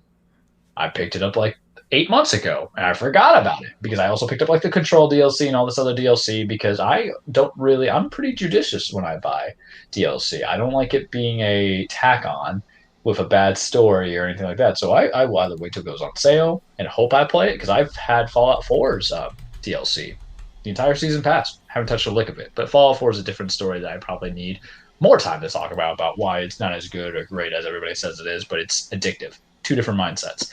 But I played and I beat over the weekend, beat it yesterday, Spider-Man The City Never Sleeps DLC, and I loved it. It was so good. It's not better than the actual game. No DLC should be better than the actual game, but it brought me back into the web mechanics. It brought me back into slinging around New York. I guess today is like our tribute show to the city of New York, right? And I guess so, the state of New York. Well, With John and everything else, and talk about Brooklyn and your New birthplace. York Knicks. It was, I got it for like $10, and you can get it not just as a DLC, but at the Game of the Year edition out there. They're pretty cheap now, but you get to continue the story as Peter Parker, Spider-Man, as he deals with Black Cat, Silver Sable, and Hammerhead. And I think it's a good kind of setup because for Christmas I got Spider-Man Miles Morales, which I heard is like 12 hours. This DLC to beat was about 10, so it was kind of good little appetizer. Because now I kind of want to jump into Miles, but I kind of don't. Because I'm like, all right, I'll jump in. Like I already dropped in 12 hours, but are we doing the same thing even though it's a different story? But it connects, it bridges. Can't get spoilers for those who might have played. But Spider-Man was one of those Game of the Year contenders for me. Beat out by God of War because I think God of War was a little bit that much better. But I thoroughly enjoy getting back to revisit it because it's one of those few games itself that I kind of want to replay again. Dedicate those 30 hours. Use the new game plus. You can utilize all the cool suits, Do the missions? I mean, the downside of the DLC was there was too many screwball missions, and that's one of the video game villains. But I really like how they took a no-name like Hammerhead, who I remember from the animated series and the comics I read because your boy reads his comics, but he wasn't really prominent. I was like, why don't they use Tombstone instead? But whatever. But it worked out pretty well. The combat's fluid, very much like Arkham. Unfortunately for you, Francisco, you don't have a PlayStation, which are part of the Master Race, so maybe it'll become available on PS Now. And if it does, I highly recommend that you play this game because it has the fluidity of Arkham Asylum and that kind of gameplay combat system, but you get to swing around New York, waste hours in, listen to J. Jonah Jameson on his podcast because he doesn't work for the Bugle anymore. Minor spoiler. Or does he still work there, but he did his own thing? I don't know. I guess I just have to replay everything. But it's good. It's endearing. This is like my favorite Peter Parker as well because I don't like 16-year-old Peter Parker. That's what the medium has put him on because of Tom Holland. I like 23-year-old, 24-year-old Peter Parker trying to figure things out of what he can be with, as a man, as a young man, becoming a fully situated man and everything that goes to hell around him, how he kind of keeps motivated. So Marvel's Spider-Man DLC, The City Never Sleeps, go get it. Spend your money. It's worth it. If you had to buy like one game this year, go ahead and buy that. Unless you have to buy Breath of the Wild, that's fantastic. Promo code Spidey Senses. Okay. Alrighty. Yeah, I don't have a PlayStation. I spent all my money on the PC, and I'm actually playing PC games finally. I almost gave it to Cyberhook, by the way. Cyberhook is a fantastic game, but I played 4 hours of it, and I'm still not done. But man, that's a game that I'm surprised it hasn't been ported to anything else. Because that thing can definitely run on the Switch, could definitely run on the PS4 and the Xbox One and the new generation consoles, and definitely a game that I could see being a VR game. It's first person. Could be licensing rights for a bit. You know how it is. I don't know. It's an indie game, I would assume. I think it's an indie game. I got it free on Amazon, but sheesh, man. You know what? Screw it. Quadruple non-sponsors. Let's go. Come on now. All right, I'm going to do the Cyberhook. You got two, I got two. Cyberhook, video games. All right, one for John, one for Andrew. There you go. Yeah, exactly. So Cyberhook here, let me just go to the Steam page here, show it off there. But if you do have Amazon Prime, I think it's still free. If you have a PC, go and get it now. This is a really good game. Oh, man. Were you hooked on it? Oh. I played it for 4 hours straight. on the first night. I haven't beaten it yet, but yeah, man, this is, you know what it is? It's first person. It's got that 80s kind of vibe to it with the you can see the trailer here, actually. Yeah, there you go, the trailer going on in the background. It's got that 80s vibe to it, very Tron-like in a way, but it's I don't know if anybody remembers Bionic Commando. Of course. And then they made Bionic Commando Remaster for 360. Exactly. Or even Metroid. because, Samus has a grappling beam. It's basically that, but hey, do you want to speed run levels like that? So you're watching it now, and yeah, you can go fast, man. The main character goes fast, like gotta go fast. Sonic the Hedgehog fast. Yeah, just seeing the leaderboards, it's amazing. People are finishing these levels with that time, with the time that they're showing there, but the game allows for a lot of freedom and creativity. So you have all these platforms here. You can see, I guess I'll describe it for the podcast. You have these solid platforms there, and you can grapple onto them and pull yourself in and try and traverse the levels in this, big platforming landscape. So it's platforming, it's speed running. There's some shooting mechanics in there too, but it's not really that in depth. There's, I think, only one level I've encountered that had enemies in it. Aside from that, but the beauty of this is you can slow down time for like a short amount of maybe 10 seconds, which allows you the time to figure out where you are at, plan out what you're gonna latch on to next, and then go from there. So that's part of the beauty of it. Of course, it kind of reminds me of Mirror's Edge. Yeah, that's another kind of parkourish type of thing. Except it's just hooking. Yeah, it's just exactly. There's some levels you'll have like these death spaces that you can't land on them, or else it's game over. You have to start over from the beginning. but it is just the thrill of.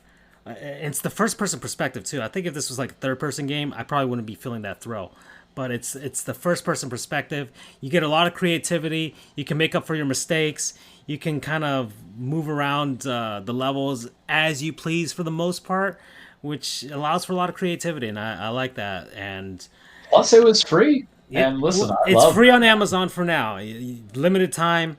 But if not, it's on all of the major downloadable PC platforms. Steam, it's $15. Steam, it's on GOG. It's I don't know what other ones. Itch.io, and I gotta tell you, man, $15. I played it for 4 hours. I don't think I'm even close to being done. There's probably I think maybe I'm probably like 4 hours of gameplay, and that's me just trying to beat levels and not really trying to get aim for high scores or anything like that. Yeah, $15. I could see it. If it's anything lower than that, definitely get it. Because and indies always kind of drop the 10s, my safe. That's how much I got Guacamelee. Yeah, and that's a game. Yeah, there's always sales. There's always going to be a sale. There's a demo right now. Try it out for yourself. If it's definitely going to be, if it's my jam, it's definitely going to be your jam. Promo code Cyber Metroid, whatever you want to call it, Cyber Metroid, because I love the grappling hook mechanic in Metroid Prime, and all the Metroid Prime games, 1, 2, and 3, especially 3 because it had the Wii remote and you could jerk people with Henry Handy, everybody, if you want to get the T-shirt. Titan season is over, but yeah, you can. The mechanic with the nunchuck, you can pull off the armor or shields from enemies in Metroid Prime. Oh man, I hope Metroid Prime 4 has stuff like that with the Switch Joy-Cons. Anyways, yeah, man, that's woo. Oh man, that game was fun, man. This game is really fun, definitely. Yeah, please port this to all the other consoles. By the way, whoever made this, Graffiti Games. There you go. All right. Well, Charles, we're gonna move on. NFL playoffs. Let's get to it. Let's do it. Sports time. Mm-hmm. Yeah. Let's start first game. Baltimore versus Buffalo. Yeah, man. What the? What was that? Promises made exactly about these teams that were not fulfilled. I mean, it wasn't even like, oh, it's Buffalo. It wasn't snowing. It wasn't any of that. It wasn't any of that stuff. It was just like nobody woke up to play that day. It seemed like, except maybe the defenses. I'm not even sure if it was even the defenses, to be honest. To a degree, I'll say Baltimore started a little bit because we look how Lamar Jackson kind of is with the running, but we already knew a little bit of Baltimore's weakness. But I feel like ashamed that that's the team that I lost to. Yeah. Because they did not look anything like the team that beat us. But the thing is that before the Ravens got onto that hot streak, and maybe it was just that they finally got cold. They weren't playing that well. They were very inconsistent before they got on the hot streak. That was that Baltimore that you saw there. And Buffalo kind of played like the team that we beat 42-16. Yeah. A couple of weeks back. That wasn't the team that beat down on the Dolphins.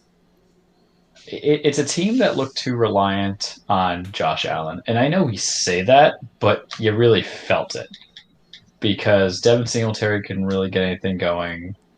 And I think that was really him. They didn't try anything with TJ Yeldon or the newly signed Devontae Freeman to kind of get anything out there. Stephon Diggs is an animal. Yeah. But that was just blown coverage. And listen, and get it. I understand I'm drinking the haterade right now, or I'm just chugging it to you guys. But I gotta pick at something because we already know Stephon Diggs was the leader of most receptions. He had like 1,200 yards as well and like 14 touchdowns in addition to it. And yes, he had like 100 yards. Everything came into it. But that was just kind of blown coverage. It was a fly route. Yeah, out of all the things, because I like seeing the NFL app has these great insights on the game. And really the only thing that they could talk about was Stephon Diggs because there was not much else positive to talk about from that game. Nothing was going. Yeah, and it wasn't even one of those defensive battles that are going on because of the weather that you have. It was just really like it felt like everybody was tired. And I'm tired of these football games where no one shows up kind of thing. And I understand. I am just demanding so much of what my entertainment is, but my weekends are valuable. And to make not just one, but two of my weekends just full of like duds, or it felt like duds, is kind of almost unacceptable to me. And this is why, like, and I was talking about with my buddy when we hung out Sunday, and I said, my thing about football is, especially with the show, I'll watch it, I know what's going on and everything like that, but that's 3 hours of my life. We're professionals, man, and I don't necessarily want to lose almost 8 hours of my day watching something that's only bringing me minimum joy. And I can watch the casual games too. This is why I game when I watch these games. Yeah, but I didn't even want to make that set approach. Yeah. And I think last week with the which one was this news? Oh, I had to watch the Saints Bears game. Yeah, Saints Bears game. There we go. And that was just terrible. And then watching this game was just bleh. The NFC games were better, even though I didn't watch the Aaron Rodgers. Yeah. We'll touch in a second. And then what was the other AFC game?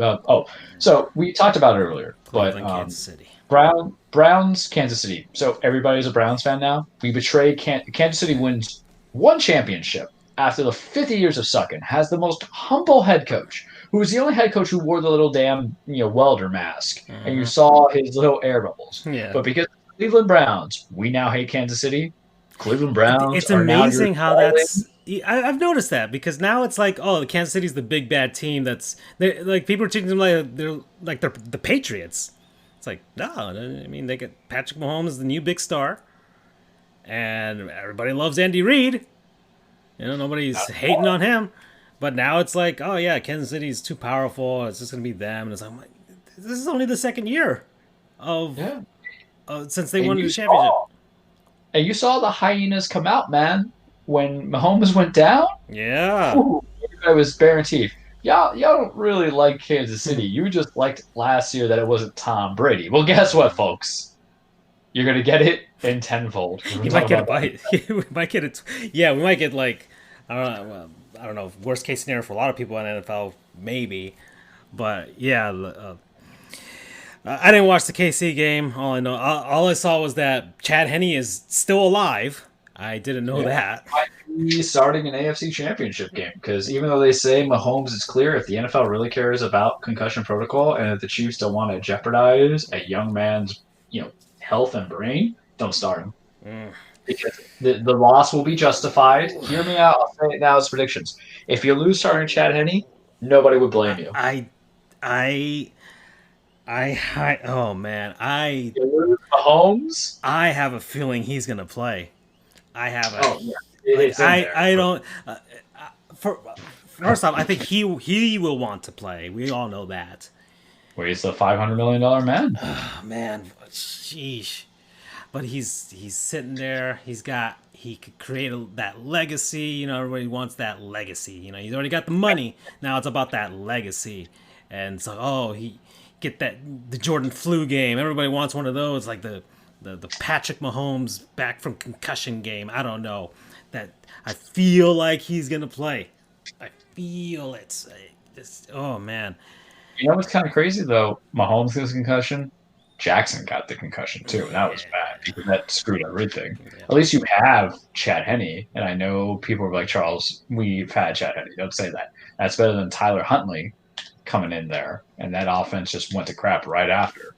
But all I'm saying, Kansas City, if you start Chad Henne and you lose, no one is going to put an asterisk on your fantastic season where they went, 15-1, 14-2? Yeah.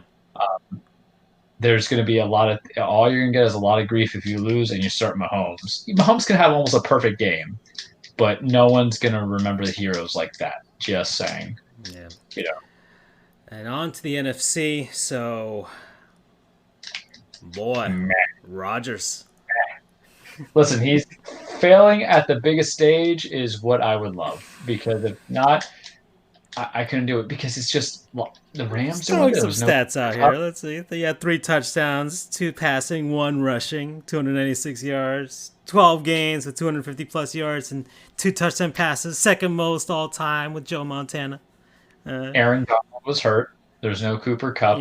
And it was a good defense that he faced doing that. The Rams gave up the least amount of passing touchdowns this year. So, just that.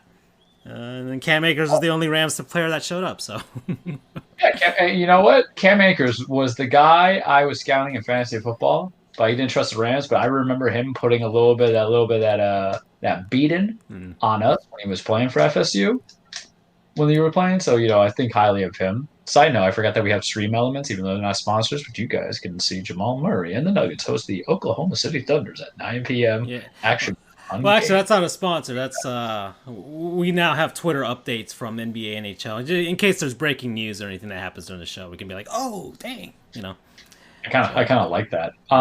Look, I'm going to put this on the record. I have never said that Aaron Rodgers is trash. I just think he's overrated. There you go.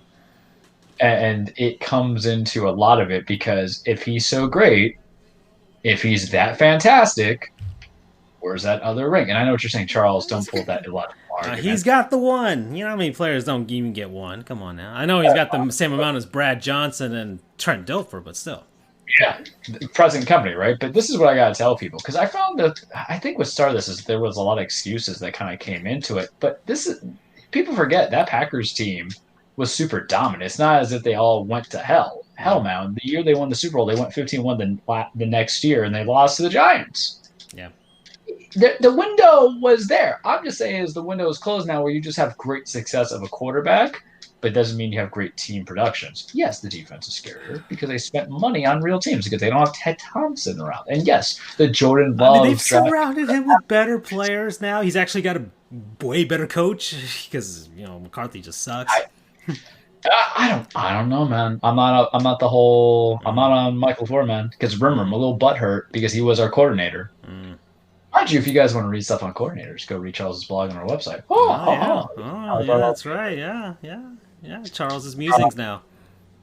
Well, listen, I gotta say this: if the petty gods that are out there that supports me, and I guess I have to go sacrifice like a goat over the weekend, but think about it this way: would I not be validated in everything I've been saying about overrated and can't really just win as the way that you think he's going to win if he loses to Tom Brady this weekend? The ultimate, there's no way. I can say with face, knowing that there's a part of me that's lying, saying that Aaron Rodgers is overrated. I can't say that about Tom Brady. Can you imagine the smug look on my face? Because guess what? They did lose once already. And also, guess what? Vit Vea is coming back. That boy is going to stop Aaron Jones. Yeah, AJ Dillon. This is going to be really interesting, man, because the other game, the Old Man Bowl we had. Drew Brees is done. He's over. Super done. That's a good transition to the other game. He's exactly. Super done. Yeah, no, he did. It's bad. If that's the way he's going out, good. He didn't have like the Dan Marino implosion.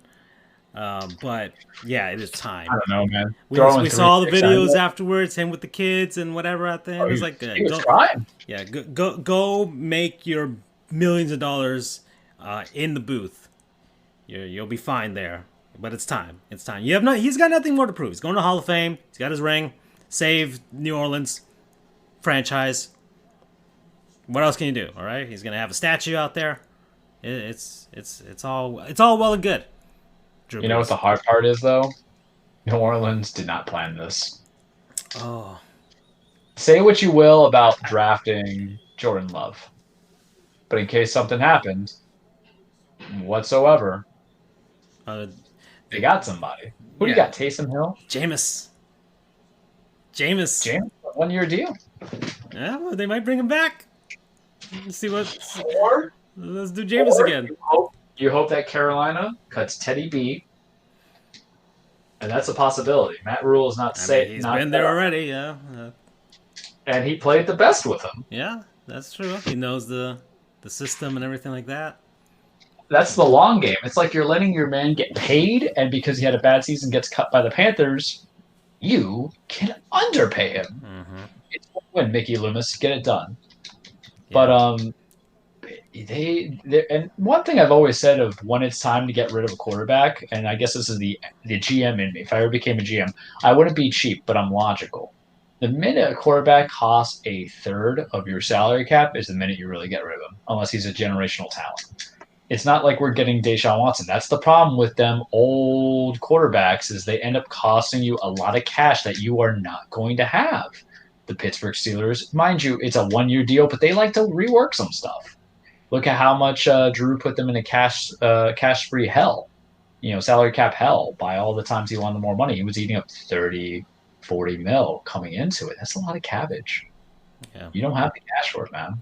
And now you're without though, because you can always kind of pay for that backup, pay for that guy who you think is going to contribute, and it's just not there right now.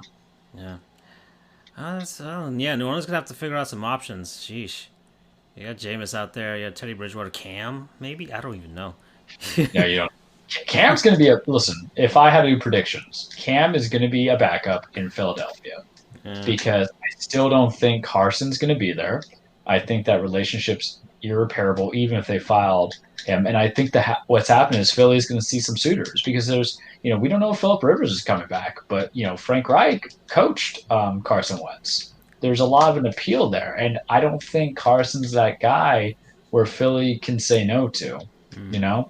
I don't think they would say no to any trade. I'll tell you right now, to lead it to the other thing, Deshaun Watson's not going anywhere. Stop reading the gotcha news. Stop it. Stop reading the and I like Adam Schefter. Stop reading the Adam Schefter reports where they go and they say, oh, hey, sources say that this is really the last time. The NFL is not the NBA where a star forces himself out there. The last quarterback that I can recall that put himself out was Carson Palmer when he was with the Cincinnati Bengals, and he was like, I'm going to retire. He didn't want to go to that team. And then what did they do? They traded him to Oakland. I don't know if I like Carson Palmer or not. I'm just going to say that right now because I remember kind of thinking of how fake he was when he did his interview like a week after he got sent to Oakland. He's like, oh, it's amazing. 2 weeks ago, I was a retired quarterback, and now I'm in this franchise. Oh, God. That doesn't work. You don't have – that's what he said. Go find it. I remember it. It's like with you. Deshaun, 25, $100+ million in the contract, like 125 guaranteed, 5 years. Yes, Bill O'Brien set you back, but if you're going to kind of complain, and I guess it's a deeper philosophy, but it's going to be the biggest offseason news. So I guess that's why we're going to talk about now, aside from the presumed matchups in a moment, is that, okay, so Nick Caserio you weren't consulted about him being hired. There might be some more behind the scenes stuff. I don't know how much, it's not like a player I think can necessarily contribute to a hiring of a GM. A coach, absolutely, 100% agree. But a GM, that's a different kind of Xos. And I'm not saying that Deshaun's not intelligent. He's wisely intelligent, likable. He plays in my division, and I love him. And I would love to have him on my team. But he is generational. And Houston is not stupid enough to give away he was generational the moment he stepped up to the field. So when I read the stories about him going to Miami, I laugh. They don't want Tua because Tua's not special. Tua might be serviceable. He might develop. I think if Miami actually gave him weapons, it's a different story. But they know what they're getting out of him. The guy was a rookie who was projected to break like 30 touchdowns and 4,500 yards, and he just tore his knee. And then you would need the equivalent of the Herschel Walker trade in order to get him out of Houston right now. Absolutely. And the thing is the ball's on his court. He has a no trade clause, but if a guy wants to be traded, I don't think he would enforce it because, if I was them, I'd be like, okay, we're going to put you in like a hellhole team. The Patriots want you fine. They have no capital. They have no gains. They don't have weapons going there. It's interesting to say, but New England right now would be like a black hole for them, just as an example. So he's not going anywhere. Stop it with that logic. It's not happening. But it's amazing because you have somebody who's 25 looming around dying in Houston, and to bring it all back together, you have the young guys in the AFC, and then you have the old guys. No matter what, we're gonna have a QB who's over the age of 35. That's what I like about the it's new guard versus old guard right now. I mean, you might have Chet Henne if the Chiefs pull off a miracle. And it's all different styles of play too. That's what I appreciate most about it. Yeah. You have the AFC, you have two big arm guys, but Josh Allen runs much more. Yeah. I mean, Josh Allen's really like Steve McNair did, and I kind of admire the hell out of that. I said that to my friend the other day. He's like, yeah, I kind of see it. because I remember his MVP season that he co-shared with Peyton. I think it was 2003, 2004, maybe. It's been a long time. Yeah. He was just running and gunning and doing everything he can, just putting that team on his back. And then you have Brady, who it's the cast of weapons, because he didn't play that great against New Orleans either, because Marshall Lattimore was kind of around, but he can't cover everybody, right? And they have Gardner Johnson was the other one. And then you have Aaron Rodgers, who really is just him to Devontae Adams. But Devontae Adams kind of shut down a little bit. I mean, it wasn't as amazing and aspiring, but you got to be weary of that too. So I want to see what that kind of leads us to. And I hate to say it, but you know who I want this outcome to come out to? Tom. I want to be Tom and Buffalo. And what greater story than the menace? Because who was the happiest people when Tom Brady signed with the Buccaneers? Everybody in the AFC. Everybody in the AFC too, but it was mostly the Bills, right? Yeah. Because they've been one of the only few to actually get to the playoffs like twice out of like 15, 20 years that Tom's been there. And they go and get it. Wouldn't you love your Super Bowl headline to be Tom Brady tears that ass up one more time? Oh my God. I want that. Ooh. I want that. One of my best friends is a huge Bills fan. I told him, I'm sorry, but I need to see this.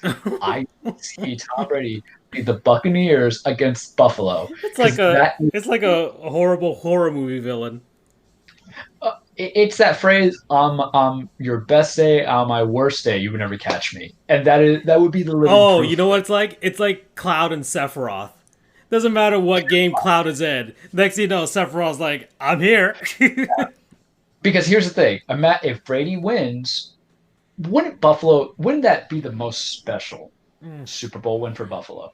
One, they've been to the dance 4 times and never closed it out. Mm-hmm. But what greater way to pull that off than to go against the man who deprived you of all those Super Bowls, who got all his Super Bowls with that one team in your division and waxed you poetically, where you had to deal with J.P. Lossman and Trent Edwards and freaking Ryan Fitzpatrick and Drew Bledsoe, a Patriot scrub coming into it. You had to go through all these guys, and I could list much more of the Bills because they have had almost just as many horrible quarterbacks as the Dolphins.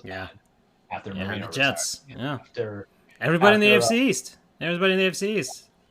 Pretty much. I mean, the Jets get away with it a little bit because even though they had some opportunities. The Jets, they had like those 2 seasons with like Rex Ryan and Sanchez, but and Pennington a little bit too, but yeah.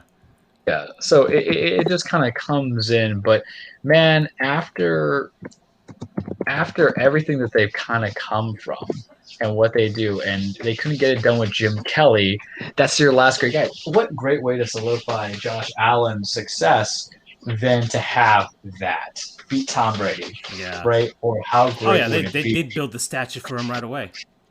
Yeah, but how great also would it be is Tom Brady did that. And that would be... Oh, it wasn't Bill Belichick at all. It was Tom Brady the entire time. Oh, yeah. Boy. I would love that so much. I need that. Okay. All right, so that's the NFL. Let me get one of the small segments out of the way, and then we can transition on over to the cage to close it out. All right? All right. Okay, so let me, let's see what can we work with here. I get that. It's not the non-sponsors. Let's go with Uncultured Swine. Uncultured Swine's always a good choice, because even now and then we talk a little bit about what we think we know, but we have to educate ourselves a little. We got to smart ourselves up, boys and girls. Yeah. I decided to dip right back into that India population there that we now have. So we're going to do another cricket team here. Order. Yeah, exactly. All right. Like 18 countries strong. We're doing I hope I'm going to pronounce this right, the Rajasthan Royals. Right? They also have a Royals team out there. See, they went with the alliteration, unlike the last team, which was very upsetting. I forgot what was the name of it. The Mumbai Indians. Yeah, I don't know if said the Mumbai Mashers and Mumbai Monsters or something like that, but the it's Mumbai very disappointing. Mambo, that's what you said, yeah. Yeah, the Mambos, that's right. Yeah, so... But the Royals get it. Yeah. They understand me. Yeah, then they got the basically almost the same color scheme as the Kansas City Royals there. Blue, gold, white. There you go. So, Rajasthan Royals, Established 2008, playing the Indian Premier League. They won one championship, the inaugural championship of the Premier League in 2008. Funny thing was, they were the underdog that entire season. Nobody had them winning that championship or a championship that season. But lo and behold, they win the first one ever. That's the only one they've got. But they've run into a bit of trouble in their time as a team. Back in 2010, the BCCI, which is India's cricket governing body, they expelled the team from the league, but the Royals appealed. They remained in the league while the appeal was going on, and ultimately a court didn't move forward the case. The BCCI dropped it entirely, and they remained. But then they received a 2-year ban in 2015. The owner was doing some sketchy things, and lo and behold, he is banned for life from the league. Jesus. Yeah. What was his thing? I don't know. It had something to do with like bids on the team. I don't know. Something about like the ownership of the team itself. I don't know if he was like doing some sort of insider trading. I have no idea. Something like that. Steve Kahn of the Mets. Yeah, I guess. I have no idea. I try to look it up. Honestly, I honestly try to figure out what it was, but I couldn't figure it out. Oh, they had a 2013 betting scandal, so there's another thing there. Actually, whoa! I think that was part of it too. That was part of it, but there was some sketchy stuff with the owner there too. So some betting, some things like that. Just, never good when betting is involved in the league. So that's what happened there. And they play at, I'm probably going to butcher this name, Sawai Mansingh Stadium, cricket stadium in... What happened? You said it with confidence. Yeah. Sawai Mansingh, the Singh part, Mansingh, whatever. Cricket stadium in Jaipur, Rajasthan, India. Seats about 30,000 people. Opened in the very nice year of 1969. That's all I can say about that stadium. They hosted one test and 19 ODIs. I have no idea what those are. I think the test is like a test match between India and Pakistan. Those are perennial rivals in sports and in life. Yeah, you can read all about that later on your own time about the hostilities between India and Pakistan. I won't get into it. You won't get into it either, Charles. We're not going to touch that. We are uncultured swine, and we know our place. So we won't get into that. And that's all I can say. There you go, Rajasthan Royals. And that's, yeah. Do you think their walkout music is Royals by Lorde? They're missing an opportunity. You're giving all of these teams different songs. Ah, damn it, man. The Panthers are losing right now. All right. Well then, Charles, let's close out the show, shall we? Well, let's get to it. Welcome, everybody, to your weekly Truplex the Cage with Charles. A couple of things that we always say in our honorary introductions for first-time listeners. Wrestling is not fake. It is scripted. It is a staged fight. It is a dance. It is a ballet. It is a story of men and women chasing championships, out for blood, trying to prove themselves and prove who they are and just succeed and also beat the holy hell out of each other. Now, it's kind of a quiet time in wrestling world for Charles. Yes and no, you ask. But Charles, isn't it January? It is. It's WWE time, right? Yes. So you've been watching, right? No. Because the problem is, what's coming up? The Royal Rumble starts next week. We're going to do this show a little bit differently because it's kind of quiet, a little bit of wrestling. So I'll have my own little learning goof around Culture Swine. Royal Rumble. What do we know about it? Because I always do a men's and a women's of it. 30 men enter the men's respective Royal Rumble. 30 women enter the respective Royal Rumble for their thing. They go by the entries after a couple, I think 90 seconds or so. Then they bring in more people every 3 minutes. The countdowns are fun. But whoever is the last person standing gets a championship shot at WrestleMania. Now, mind you, the last couple Royal Rumble winners have been, I want to say the word deflated, or they're they're carrying us of things that's kind of gone down because of certain things. CV happened, so Drew McIntyre won last year's Royal Rumble. He won against Brock Lesnar at Mania, beat Brock Lesnar. Um, Winner of the Women's Royal was Charlotte Flair, who went on to challenge the NXT Championship from Rhea Ripley. She ended up being Rhea. You'll see that happen a lot. I always kind of say the Royal Rumble is the beginning of the reset, really. So if you have your holiday mid-season finale that comes into it for TV shows, that's what I would assign the Royal Rumble. Of course, the WrestleMania is a reset, the beginning of the new season. So we have some things that are pretty interesting leading into that. But we're looking at the Royal Rumble. I really don't know who's going to win. I have no idea. This is one of those years where, partially because of the barren roster that's been going on because of CV, you can put in some of the familiars, but Vince might have to just cast weight onto somebody that might be unworthy of everything or just a predictable thing that comes into it. So do you put in the AJ Styles? I mean, Randy Orton and his burnt face and all, because it's a fun storyline to do. He might get it. And then there's just like this weird thing that's happening where people will just declare to be entered into the Royal Rumble, and then you'll have other people who are like, "Oh yeah, I have to have a match to prove it."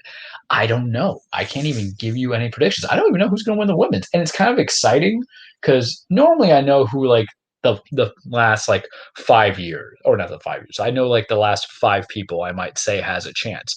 Last year's Royal Rumble, I knew Drew was probably in there because they were pushing him a little bit, but then they had surprises like Edge. Roman Reigns was in it. He's always kind of in the last one, but he's not going to be in this year. Why? Because he's the champion, even though he's defending his title against Kevin Owens. More on that in a second. But the Royal Rumble comes a lot of credibility.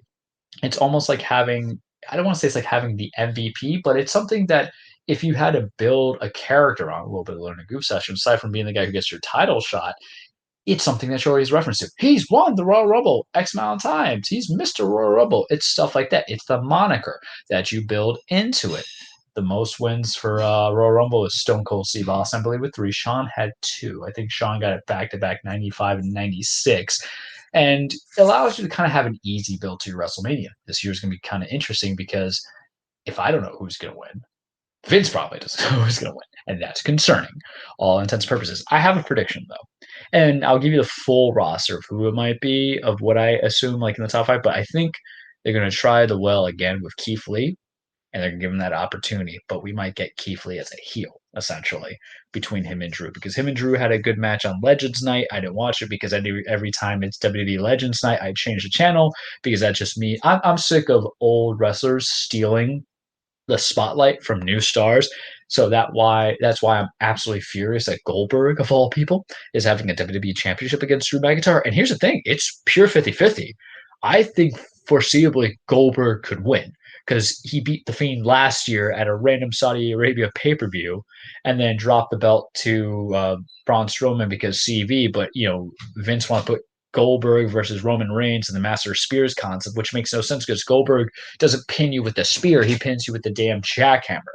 So we have Goldberg versus Drew. That's terrifying. Drew has CV. The ratings on Raw have been low, Francisco. They've been under 2 million since like Drew's been champion. And no one's really going to say it's because of CV. People are going to say it's because of probably Drew being the main guy. And you look at Drew, he's a strong built guy. He's handsome looking. He's gotten better on the mic. He looks like he could beat you up. Yeah. But Vince, man, he always attributes those championships to and the ratings. And if those ratings are down, maybe it's you.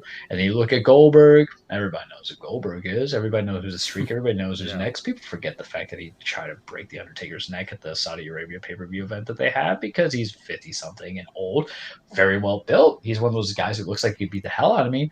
But if there's an N64 polygon of you, you're old. Yeah, it doesn't mean he's a capable wrestler, but there's a strong possibility, and that scares me. Royal Rumble's January 31st, so I might be a week too prime onto it, but here we are in the conversation. So let's go talk about the focus for WWE, because I really don't have much on AEW New Japan. I'll talk a little bit about Impact and their card for a second. But what you have is like Roman Reigns has really been carrying the show. SmackDown has been fantastic this year. And you have Roman Reigns was supposed to go against Adam Pearce, who is a figurehead in the WWE. And then he's telling Roman, listen, Roman, I'm going to give you one last chance. Back out of this. You don't want this. And Roman, in his humor, is like, I want you, and I want you in a last man standing match. So the old swerve came around. Because I thought we were going to get Nakamura. I did, but it came to be Kevin Owens. So we're going to get a conclusion to that feud, and they're going to be a last man a challenging match. And their matches have been stellar. Their match at TLC was beautiful because Roman had to cheat to win. Their match in the cage on SmackDown after Christmas was stellar. I think it was for New Year's Eve or New Year's Day of how they titled it, was stellar. It was beautiful. Roman had to cheat. My concern is this. I believe the match is going to be excellent. It comes full circle because this is weird when wrestling comes full circle with me. 4 years ago, Roman Reigns and Kevin Owens met at Royal Rumble for Kevin Owens' Universal Championship, right? And Chris Jericho, who's on the AEW now, was put in a shark cage and hanging above. And it ended with Kevin Owens had help because Braun Strowman came out of nowhere and just like put Roman through a table, thus helping Owens reclaim his championship and keep it. You're going to have it 4 years later, and you're going to get the same story result. It's amazing.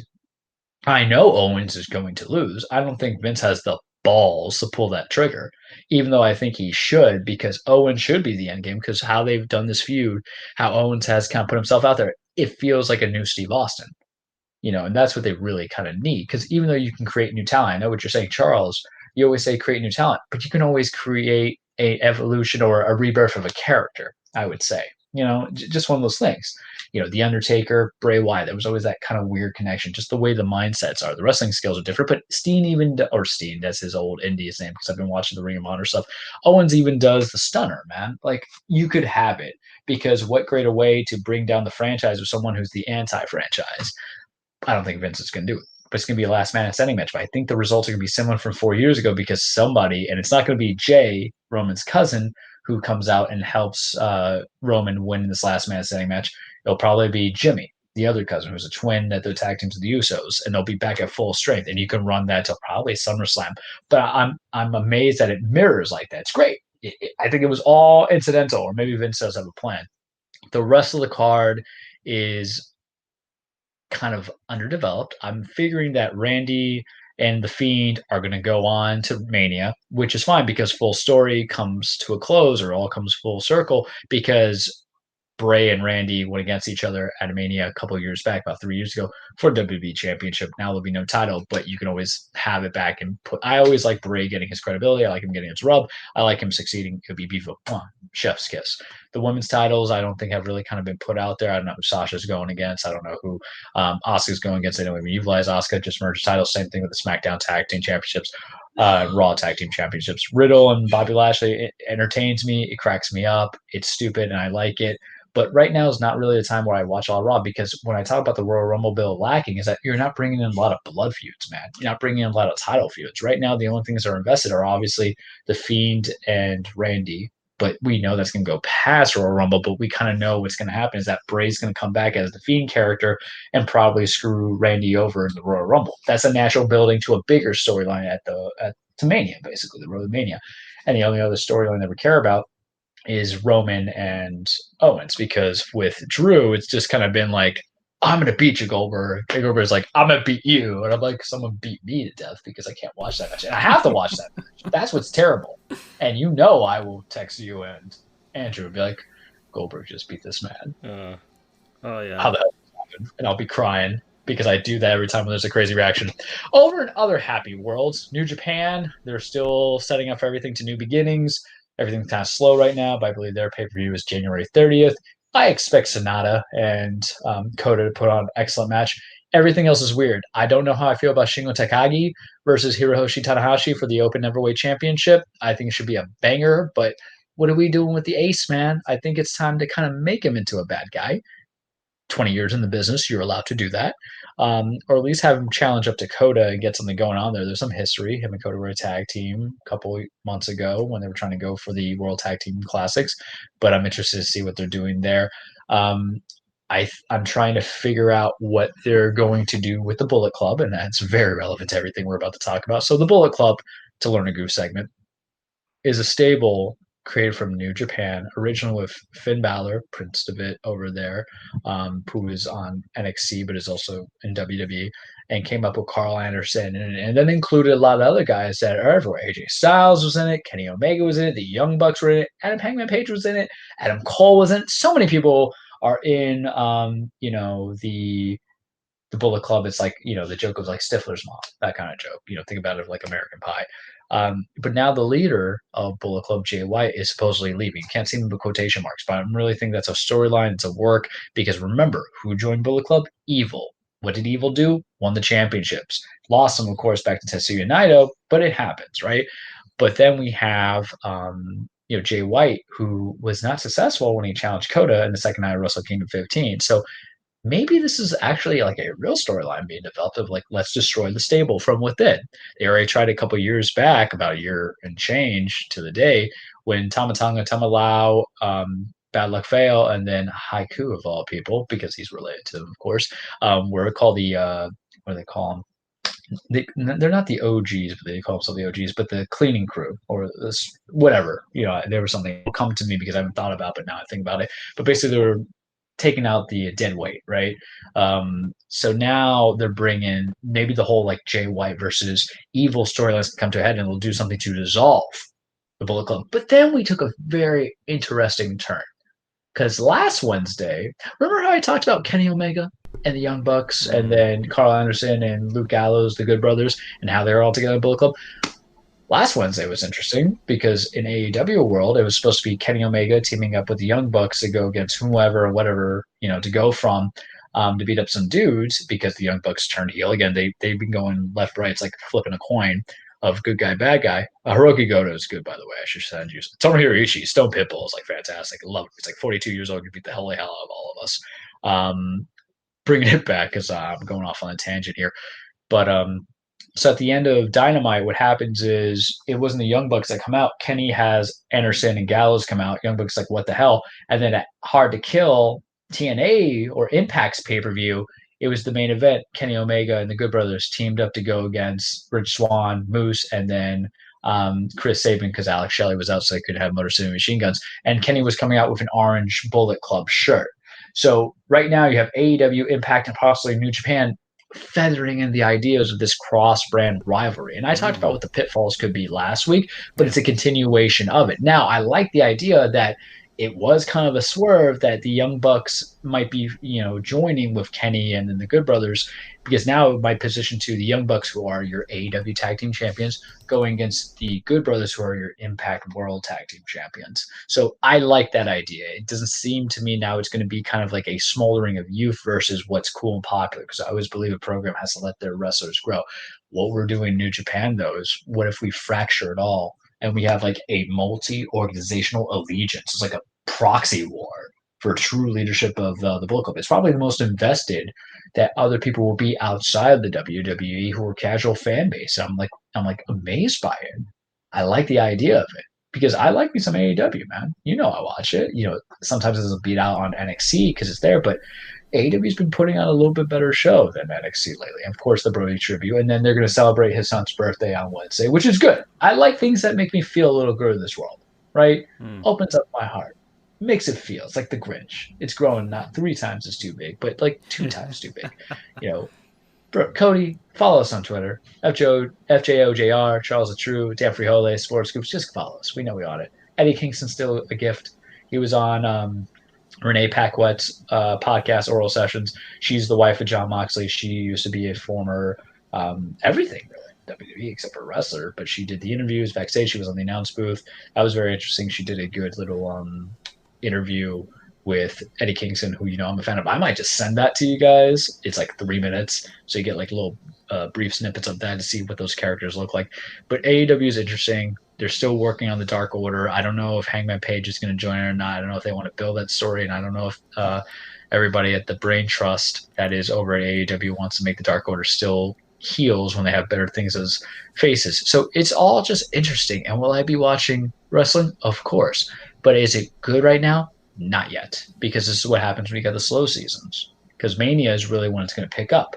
Because what do we know about Mania and the Royal Rumble? Royal Rumble can only have 1 winner per division, men's and women's. What are you going to do with all the other freaking titles that you have in WWE, right? Only one person can challenge Universal or the World Championship. Can you build better stories for the opposite side? And that's all I got for you right now, man. Okay. All right, then. Well, I think that's it for us for this edition of the show, Charles. I agree. Yeah, we had a great guest on, John Hartofilis.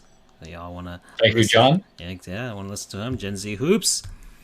And Andrew, hope you're having a lot of fun out there. We'll hopefully have you on with us again next week. And I guess we will sign out from here. Oh no, we got an actual Facebook. Hold on, Charles. Before we leave, somebody who will the Royal Rumble, bro? I don't know if he asking who will win the Royal Rumble by Rossi Silva.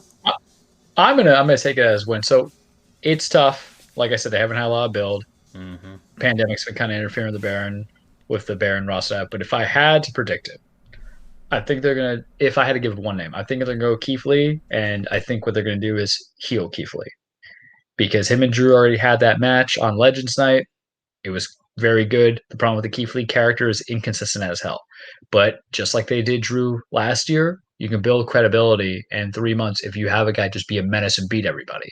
Because Lee came onto the main roster around Backlash time, which was September, beat Randy Orton, did nothing with it. Had a title shot, lost. They're not going to do the whole mid card rise to the level, win the US or Intercontinental Championship, and then get to a main title. I think Vince is going to kind of hotshot it because someone's got to take that title off of Drew. He's had it for basically 11 months, right? Except for that 3 weeks that he lost to Randy at Hell in a Cell. He's had it, and it just hasn't worked the ratings. I have not been invested into it. I think I would like Drew as a heel champion, and he'll get his opportunity.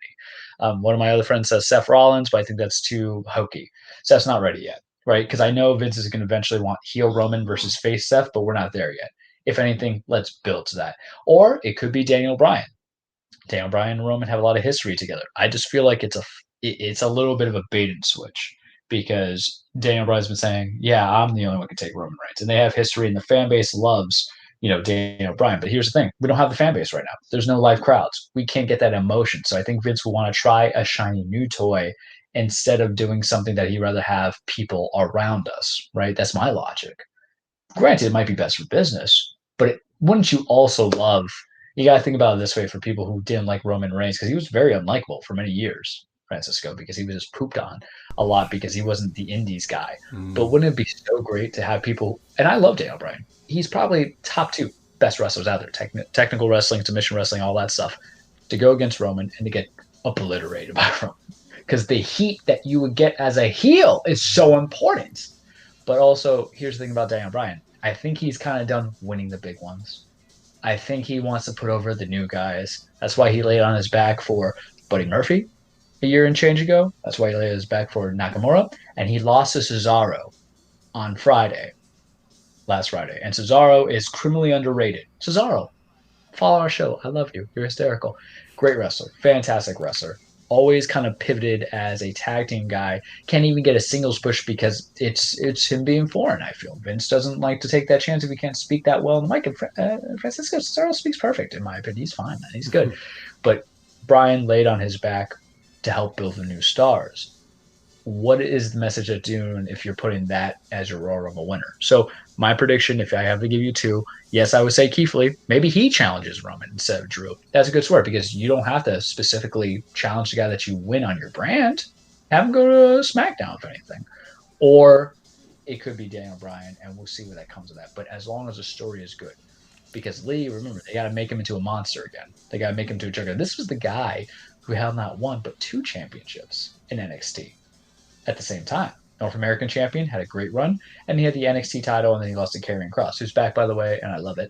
But then you have Daniel Bryan, who he knows he's on his last legs. He's saying that he can go back to being a part-timer. He's going to work on creative.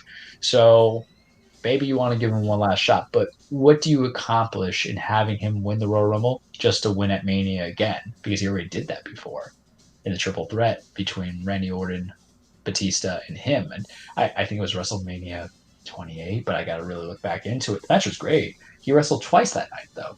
So what are you doing given the rope? Because it's not like Austin, who challenged Rock a couple of years in a row, and it's not like Shawn, who is Mr. Back-to-Back, and I believe failed the first time.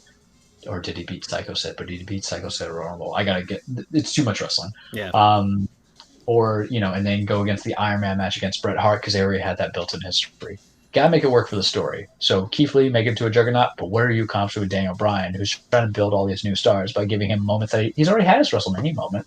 I don't think he accomplished much. If anything, if you want to give somebody a WrestleMania moment who has short time in his career, you give it to AJ Styles.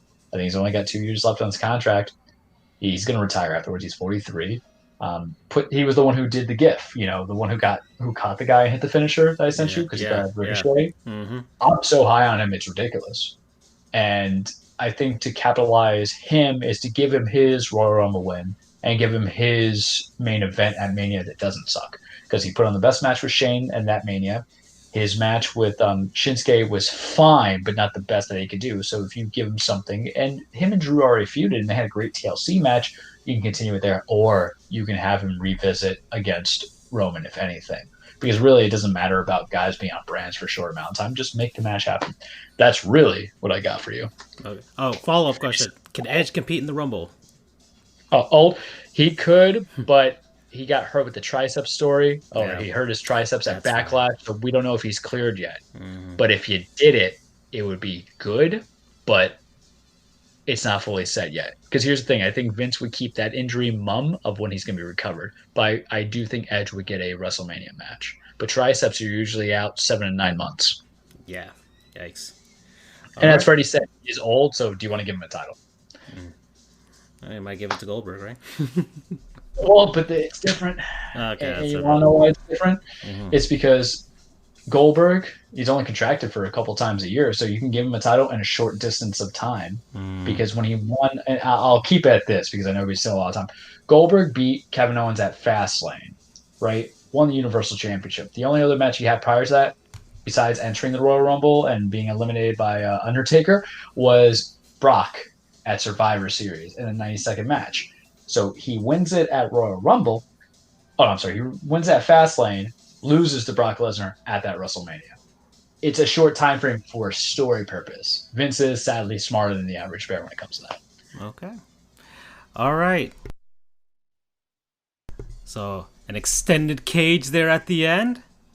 Well, that was fun. Nice. We got some questions. Thank you, Rossi, for throwing those questions out to our guru, Senor Charles. And we're out, though. That's it. We're 2+ hours. See you, everybody. We'll see you for next week's episode, number 90. We're almost there. Almost 100. Almost there. Ciao. Take care.